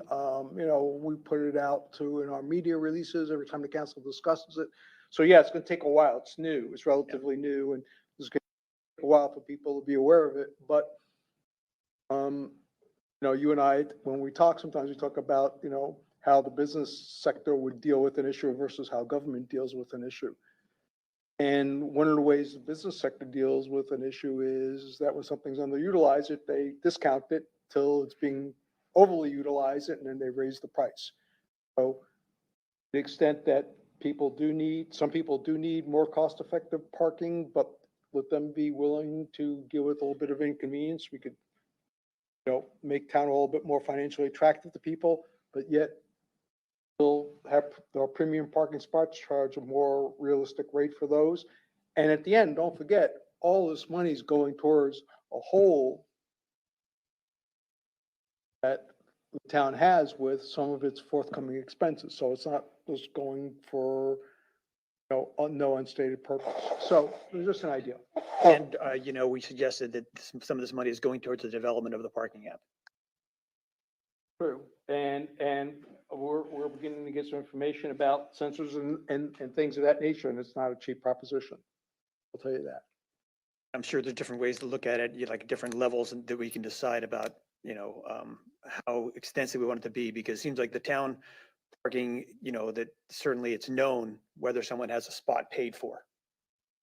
Right? Because all the spots are numbered, it's all done on a system. But then to get buy-in from some of the private lots, so it all fits kind of homogeneously. So and then, it's the same thing. We have a lot of visitors who come here once. They're not going to know about any of the information officers releases. They're not going to know about all the discussions we have. But if there's a sign coming on when people are stuck in traffic that says download the app to find parking, they can do that even in a first visit. What you're saying is a lot of validity, there are people who, when they go on vacation, go out of town or go to other countries, they pre-pick the restaurants on what they're gonna eat at each restaurant by looking on the internet, and then there are other people who just get there and wing it. I have a suggestion if you, give me just a second to kind of get through it. So the point of the fees is pointed out that it's to help with the workforce housing, it's to help the cleaning people, the cooks, the servers, the people that are gonna be most affected by these parking rates, using the parking rates. It's not necessarily the people that are coming to bring their family. It's the people that have to come and work on the island who are not eligible to get the parking pass because they don't live on the island. So they don't have the same, if you live on the island, you can get the parking pass. If I live in Cape Coral, I cannot. So I still have to come over the bridge, find a parking spot, potentially pay. Unless you take the trolley. Unless you take the trolley. What if we were to offer a sticker for hospitality employees that could park at Town Hall since it's not being utilized? You may have to still walk a little bit to get to Times Square. They could park there for free. They can prove that they work on the island and they can get a sticker. Something to offer the people that are going to be affected the most by a rate increase like this. And if you're a server in Times Square and you've got to park someplace, it's $5 an hour. You're a couple hours, you're working for free. You're working for tips. You've got to pay for your gas to come over the bridge. And if the intent is to put this money from these rate increases back into the people that are going to be directly affected by it, potentially the town could do something to offer them some free parking. It may not be ideal, but it would help them offset some of their costs. Just a suggestion. I would just comment that I don't think it's the town's job to provide employee parking for businesses on the island that don't provide parking for their employees. Parking is a pretty dear resource, and I think that's a subsidy for the businesses that don't provide parking that I don't think is really our town's place to do that. And now, as stated, when these are originally proposed, the uses, the intent, and they're different because when you charge a fee, you can't charge a fee for parking and then use it to remodel town halls necessarily, or do something that's not related in any way. So the short-term rental increase is for housing and enforcement. That's the idea that was presented when it was first put up. The parking is for the parking app, which, as Roger said, we don't know how expensive that could be. It could require some physical infrastructure improvements to make it work, and to cover shortfalls in the projects we have, like Times Square, Bayfront Park, things that visitors use. You're saying that it's arbitrarily okay to raise the fees for parking without having an idea of what the cost is you want to use it for? Is that what I understood? No. The answer to that would obviously be no, when you phrase a question like that. Do I know down to the dollar and cents of what a parking app would cost to make? No. That's fee goes towards that. And when we do the analysis, which takes time, and we figure out what the cost is, we may decide to roll back that based on the cost or go forward with it. But we can't make that decision until we know the cost. I will tell you that the first estimate I have for the app and sensors and stuff knocked me out of my chair. And that was largely around the sensors, I assume. Physical infrastructure, putting in sensors. Cost of the sensors, that's correct. I mean, it's a lot more expensive than I thought it would be. Yeah. And when you were talking about sensors, I saw that as being a real cost. But like I told you, Roger, with us, we have an app. We have assigned parking spots with numbers, and people pay for those. So even though we don't know if there's physically a car in there, if some guy pays for 3 hours and leaves 2 hours later, it may show that as being taken when it's not. But that's a pretty good approximation, probably at a lot less money. I'm just saying that very simply, we don't have an answer yet, but the first estimate I have was surprisingly expensive. I'm saying.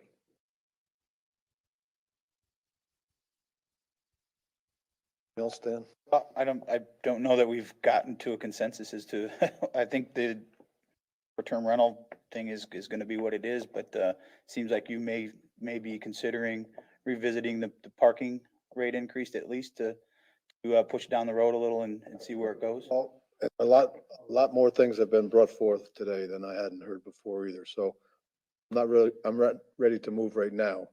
But, I'll give it some more thought. Fair? Ernie? Anything else? Oh, yes. Was plenty, by the way, but. No. These will be quick. The Horizon Council next week is having their annual meeting to allow someone to speak from each of the communities. And it's all 5 minutes to speak as to some of the accomplishments we've gone through in the last 2 years and where we're going. Keep saying us, but the other surrounding communities as well. They've asked for a representative to speak on behalf of the town. And just looking to see if it's okay, if the council is okay, because I'm the liaison on that committee, to make that presentation. And if so, I've reached out to Roger and asked Roger to work with staff to come up with some of the things they'd like to see highlighted in that 5-minute presentation. I've put together some notes, but if my fellow councilors are okay with it, I'd be appreciative. If you have anything that you would want to make sure gets highlighted, please share it with the staff so they can include it in Jennifer's draft. Be next week that we'll be doing that. As our representative, it would seem to make sense that you were the person who does it, Dan. So get in front of the mirror and start practicing. Yeah, you have my support with that, Dan. Good luck with it. And the final thing is, the board CAB meeting last week, they were trying to start up the 501c3 again. Karen Woodson has gotten a lot of the legwork done. They're looking for a couple of board member volunteers to be able to finalize that 501c3. 2 of the board CAB members stepped up to be part of it. They're just looking for potentially 2 more or more volunteers that would like to be part of the board so they can get that off the ground in time for some of the upcoming charitable events. This is like a Friends of Borcab? Friends of Bay Oaks. Bay Oaks. They had money, didn't the previous entity of that had some money left over? They did. Denise Monahan was kind of spearheading the old 501c3, and I believe there was $10,000 that was left over when it was dissolved that went into, Alice could probably speak better as to where it exactly went, but it's put to one of the programs. It's still sitting there. BORCAB feels it's a good idea to get it started again, so that with all the upcoming things that town's doing in the Bay Oaks facility, that it would be a great 501c to have up and running to potentially raise some money for some of the things that we, as Roger has said, don't have the money to cover quite yet. If there's anybody out there listening that would like to volunteer their time to be part of that board, please let staff know. BORCAB board or the 501c3? 501c3. I believe they said they need a minimum of 4 members. They've got 2 as of last Tuesday. So if there's 2 more people that are out there listening that would like to be involved in that, they have the president and the vice president figured out. So they need a secretary and a treasurer. So anyone that would is with a pen and write really fast. Good. That's all I have. Thank you very much. Vice Mayor? I have a single item to bring up today. I noticed in our last monthly report from our Community Development Department, Chad always has some interesting things in there. And he had the state disorientation numbers for turtles. A lot of people say to me, you guys spend a lot of time talking about those street lights, and I've never heard of a turtle disorientation, et cetera, et cetera. The stats that Chad gave us is that there were 2,175 turtle disorientations last year in the state of Florida. And a good 25% of those were related, at least in part, to streetlights. The number 1 and number 2 causes are condo exterior and condo interior. But it is not a little problem in the state of Florida that we have these turtle disorientations. 2,175, I think, is a very large number of turtle disorientations for considering how many years that we've had these laws in effect about lighting, et cetera, that number is still so extremely high. So I just wanted to get that out there for the public to be aware of. Those are the number of events, not necessarily the number of baby turtles. Right, that's the number of times it's happened. There are 75, 80. Could be a lot more turtles. You multiply that by the number of turtles. Else? That's it. Nothing additional. Thank you. Bill? One thing we were talking about lighting and some of these, when we were talking about the uplightings into the trees at Bayfront Park, and when the MRF people kind of were pointing out that it really doesn't conform to our lighting ordinance. I would just like to make a point that I think our town staff, they're in a situation where a lot of times they're both the grantee and the grantor. And that I would like to see us making an effort to say that we should be an example of how to follow these regulations as clearly as possible and not take the liberty to bypass them. And I've seen other circumstances, I'm not going to kind of details, but I just think that, you know, if there's an ordinance that's here and the town's doing a project, that the town should be an example of how to follow that ordinance clearly as possible.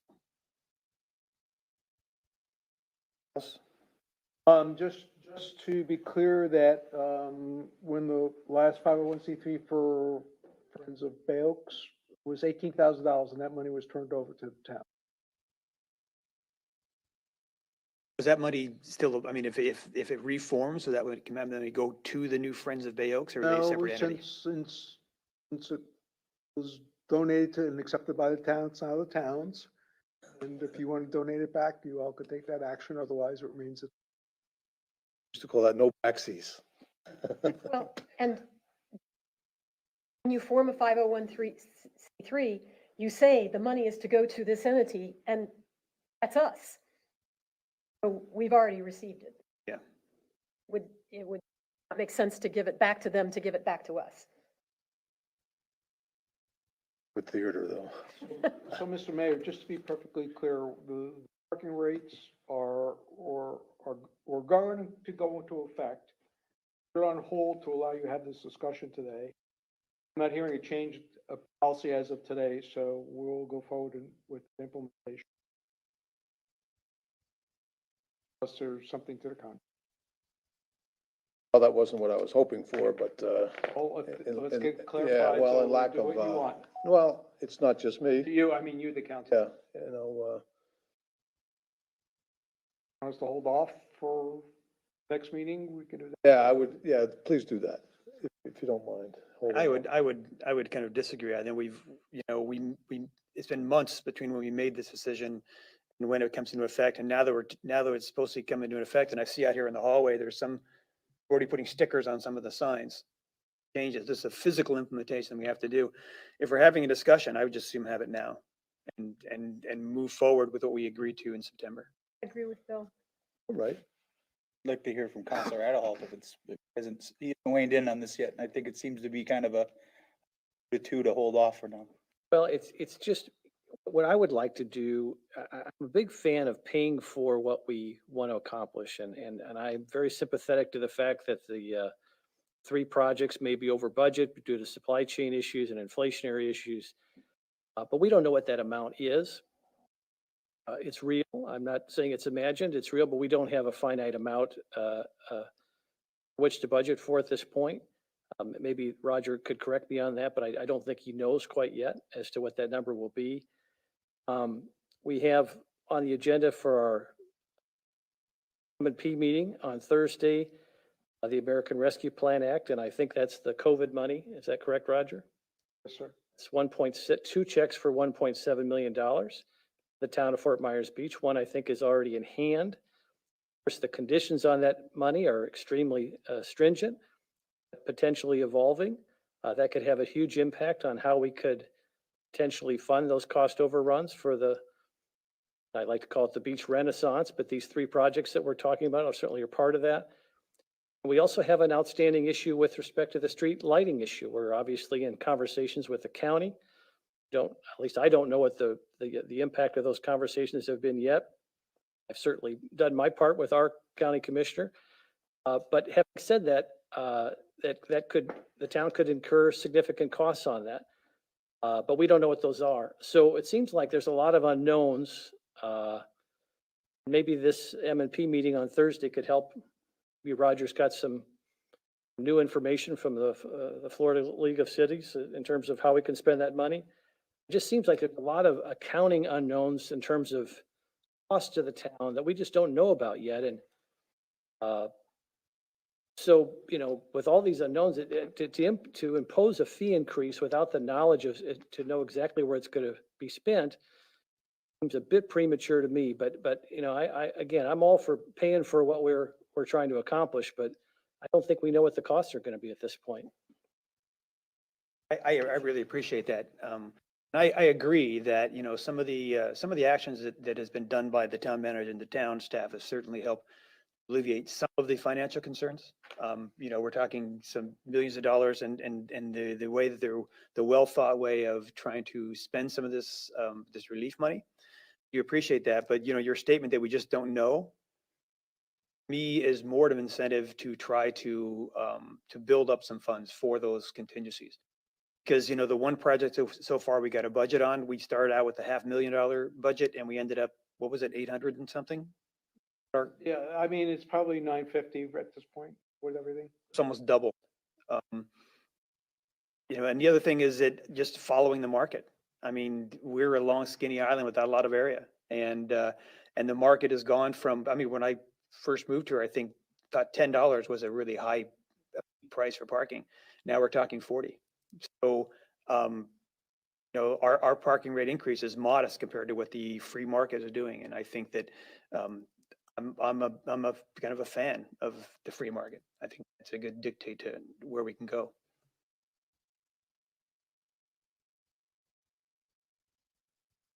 I mean, just to add a little more color to this, when we discussed the budget, one of the reasons why I voted against the budget was didn't include community policing, and that's okay. That was, we lost that vote 3-2, and that's fine. That's democracy. I totally support and accept that. Hope to change it someday, but nonetheless, that we knew there was a finite cost to community policing. We knew exactly what those costs were. I was willing to make the appropriate revenue increases to pay for that, whether it be the mill rate or some other increase.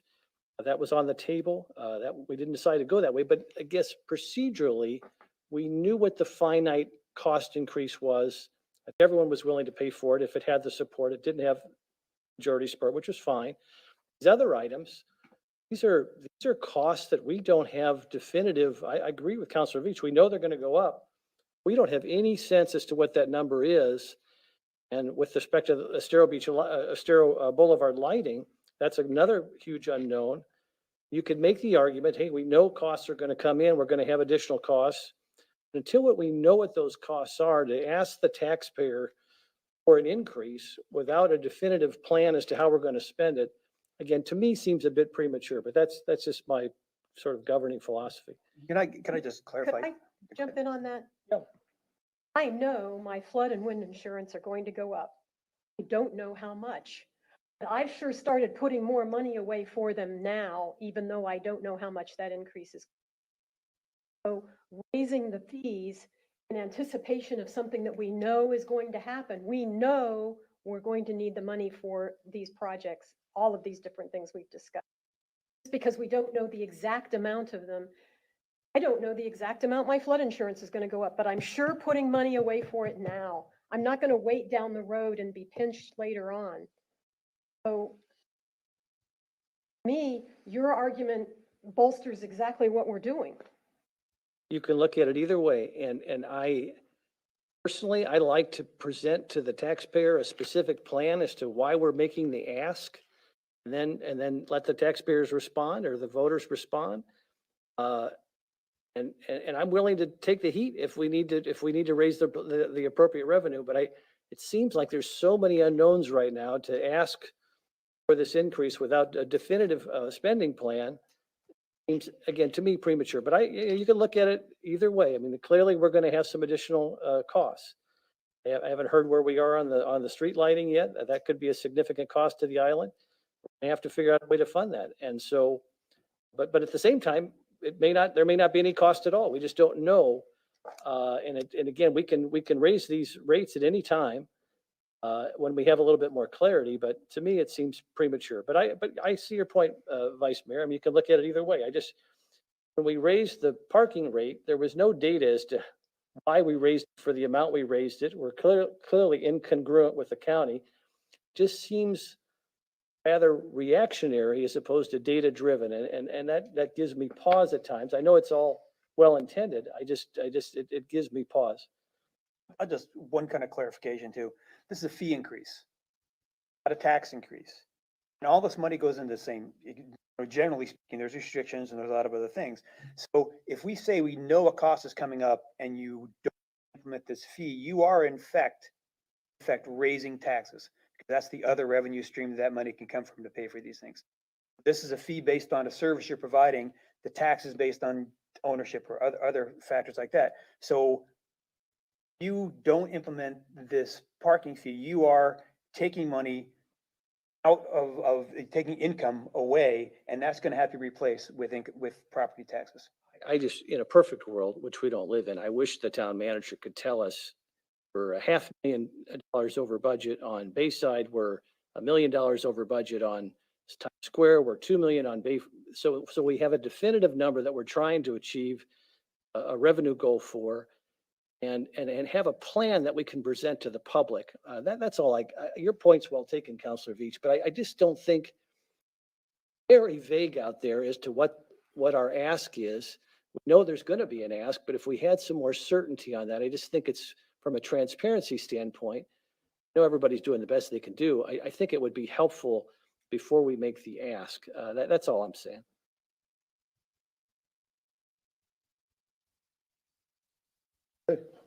Well,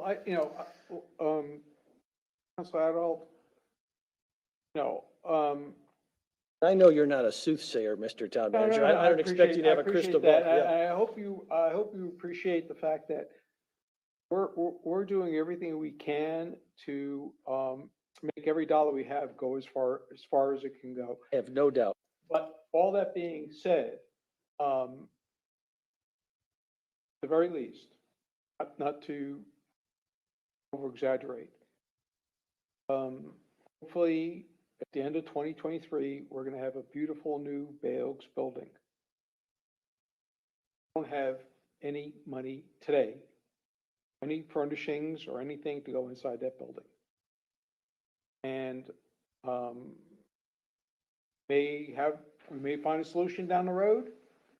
But as we sit here today, we have no money for any of the F&E that goes into the building, machine fittings and equipment. So, you say to me, do we need to have money for that today? The answer is no. But it's gonna be a beautiful building, and when you walk inside, there won't be a chair to sit down on. But we're gonna have to figure out that solution by late 2023, early 2024. And I think that's a fair point, but if you were to come before the council with a plan that said, hey, we already know we're short on Bayfront Park, X amount. Here's where we think we are on Times Square. Here's where we think we are in Bayside. Plus we need X amount forecasted for furnishings. And you add those dollars, you compare them to the revenue forecast of the parking rate increase. That allows us to keep our books balanced. I just think that would be good for public consumption, good for transparency, and help us make our case. I don't disagree with you, but the problem we have is that typically, in a normal environment, we could tell you what the construction estimate for a project is. Fortunately, in today's environment, we can't. We don't know that till it's bid, fortunately. So normally, we could say, the construction estimate and the bid price, would be 5-7% situation between or lower. In today's environment, we can't tell you that.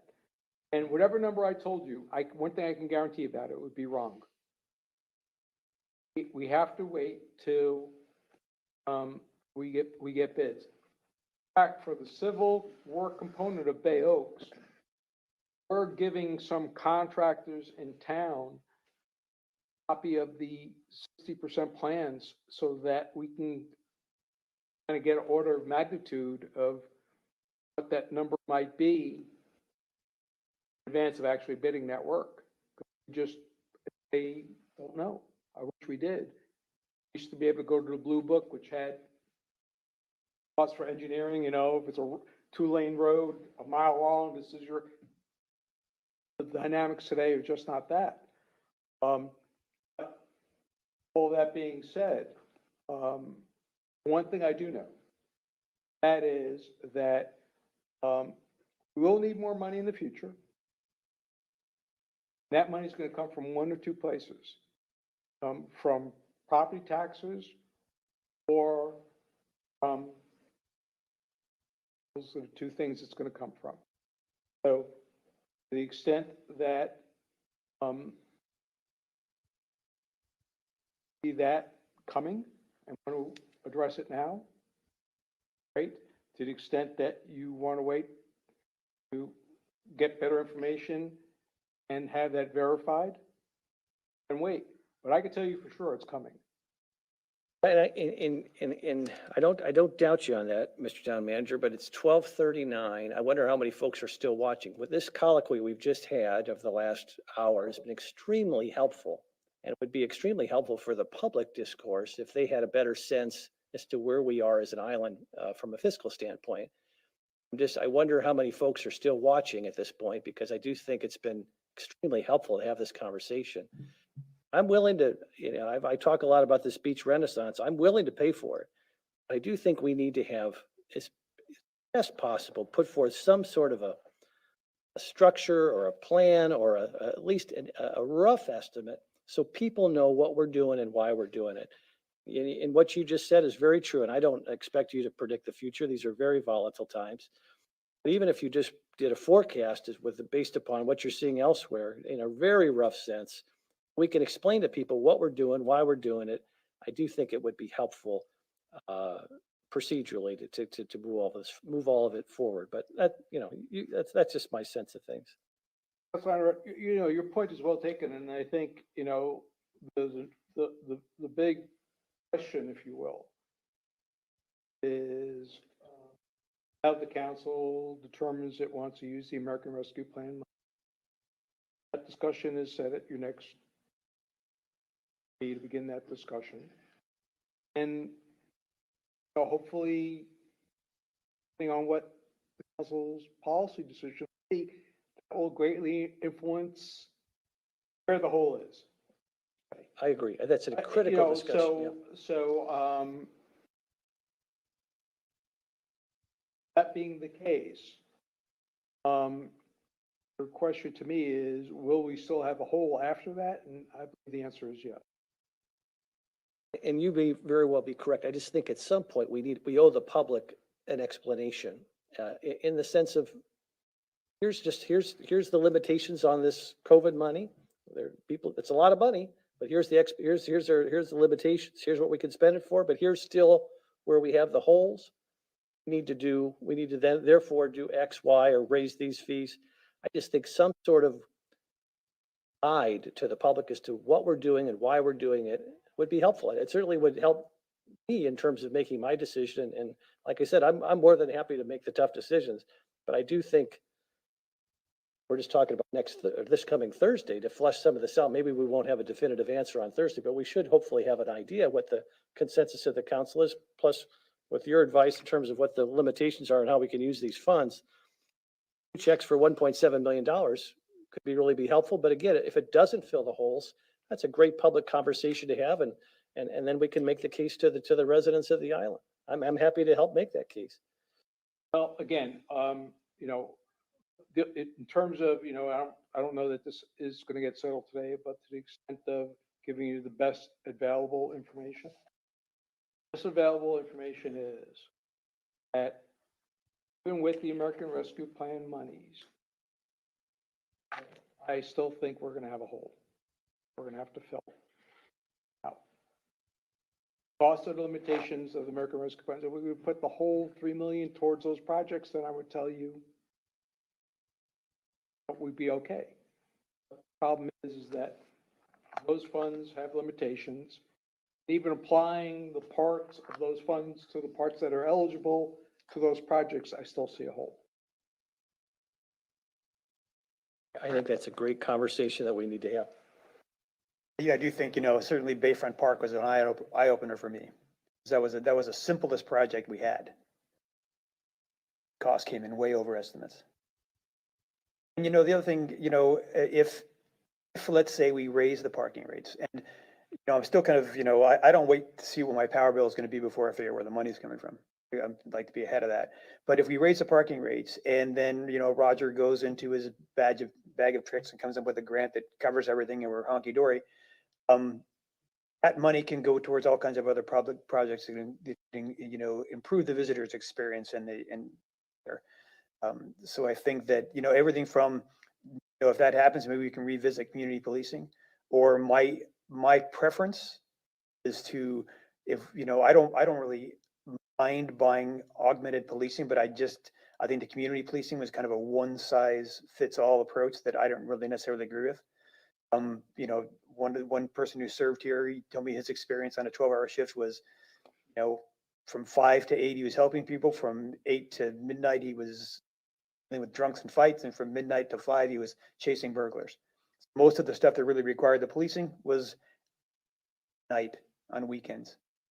So if we come out, we have money that, we didn't expect to have, then I would certainly think that would be a time to look at augmenting. Okay, completed with your items, Bill? Well, no, I actually have one more, but are we gonna, we're still talking about this parking fee. Are we gonna? Okay, all right. Better. If you're waiting for me, then I'm just gonna say that I said I would reconsider it today. I've listened to everything that's been said today. I haven't been convinced today to change my vote. I have not been convinced.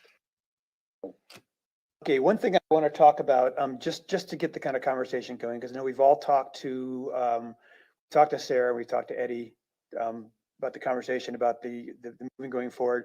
I had requests that we hold off on making some, as I call them, Band-Aid fixes to the CB zoning district rules. They're right now pretty restrictive. And I just want to say that some of the things I've looked into, actually, I'm pretty enthusiastic about. I personally, with our traffic situation, et cetera, I do have a problem when we go and add density. That means not only more people on the island, but more services, more cleaning people that have to come. Although you just don't have the road capacity to be able to handle it. I don't have a problem necessarily with adding density that maybe helps alleviate some of those concerns. It's particularly comes to like workforce housing. But intensity is kind of another issue. Intensity of use is what this whole restriction on the CB zoning district was about. And we have two basic commercial centers on the island. We have the Santini Plaza and we have downtown. Then we have the two minor ones, which are the two CB zoning districts. One is around 200 Estero, or 2000 Estero, which is about where we are here. And one is like around 6,000, which is just south of the Catholic Church. Both serve a purpose. They're, they kind of, I assume, came here organically, but their purpose is that it's more accessible for people to have these services. Some of the planning things that I went through with this course, they talked about their holy grail was that people should have some of these services within a 5-minute walk of their house, which is like a quarter mile. I think that with the addition of the bicycle paths and the bicycles, we've extended that effective distance so people with a bicycle can get to places if we provide them. So I think that coming up with a vision for the CB zoning district that includes some housing, mixed use, and encourages things like bicycle use, and then provides incentives to the property owners to be able to capture these incentives in a way that's cost effective. One of the philosophies I came across when I was doing the research was called lean urbanism. And the point of one of the points I got out of this lean urbanism is saying that, if you're someone like TPI and you buy a bunch of land, you can pay a lot of money for lawyers and for planners to come up with a design. If you own a small little tract that used to be maybe a 7-Eleven or something, and you want to redevelop it in a way that's really cost prohibitive, because you have to go through a lot of the same exercises, whether you're little or whether you're large. Lean urbanism does is it says that we come up with a vision, and that vision includes not only like some design criteria about look and feel, but also bundles up the incentives and then include the things that the town may want as far as housing and whatnot. And then actually maybe employs an architect to come up with the template so that when someone wants to redevelop, you've already got a template they can plug into to save them the cost of going through and doing all this planning. It's a template that gets the town what the town is looking for and gives them the incentives that the town council has put together to make this design effective and allowable.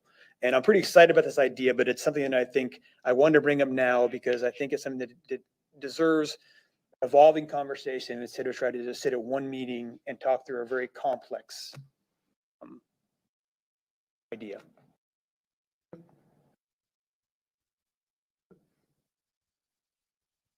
All right.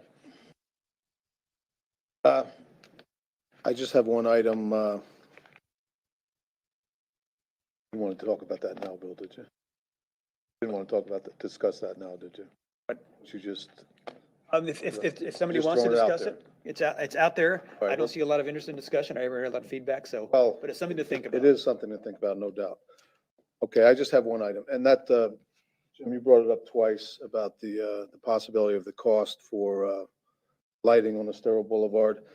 As you'll recall, you and the rest of the council charged me with meeting with the various county folks and negotiating some sort of deal for the lighting. I'll just report to you now that I have met with the commissioners and so forth, and without making any sort of announcement, I'm not going to do that today, but I anticipate some very favorable results coming out of those discussions. We'll just leave it at that for now, at the risk of saying anything prior to their meetings coming up. So we'll just leave it at that, and I'm just reporting that discussions have been held. And with that, I have nothing else. And if there's anything else for the good of the order, if there's not, you missed public comment. You were outside when we had public comment, but yes, you did. But I'll tell you what, I'll give you a gimme here if you make it real brief. Come on up. You're going to have to identify yourself again. Tim Shadle. As a member of public, it's very frustrating when you sit here and listen to discussion that you would love to be involved with and you can't do it. And I wish there was a way that that could be done. Could run for council, my friend. That's one of the thoughts I had. But, in reference to the conversation just about the parking meters and the short-term rental increases, now there was a lot of opposition back when this all started. This room was full, that room was full, the parking lot was full. Nobody wanted the short-term rental, period, let alone at $50. So there wasn't a lot of discussion. I think the public doesn't come here in reference to this issue because majority of people in this town didn't even want that. You still voted for it. Not you, this council, but a former council voted for it. And I think people don't come here because they think it doesn't matter. I'm one of few people here.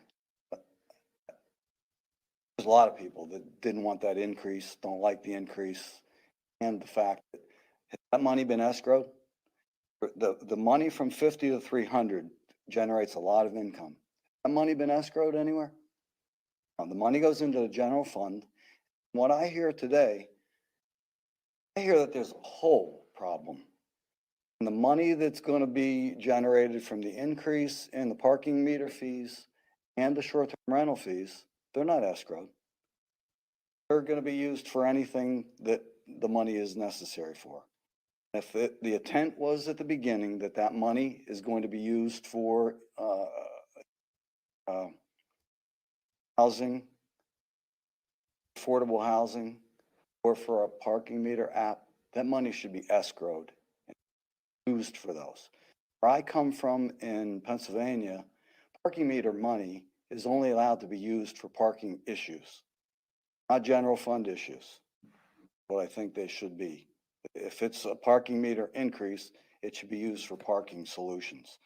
There's an increase in short-term rental fees.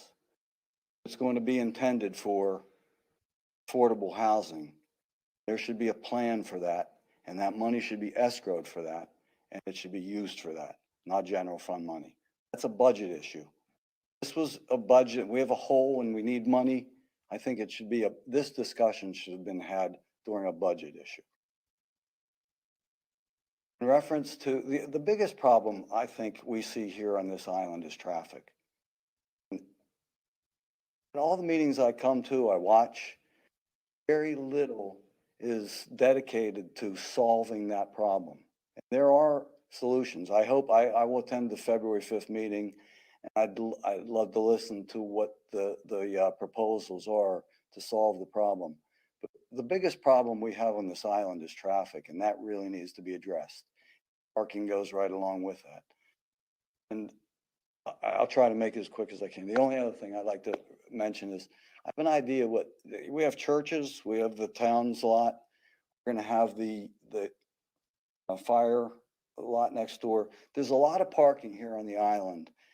And if all these organizations and council has parking, we could maybe work out a way that people could park at these lots and tram from the lots, work with the churches, work with anywhere there is available parking, and somehow transport them, you know, to use the trolley or the tram like we use now, and move them from parking lots to the churches, the council, the town here.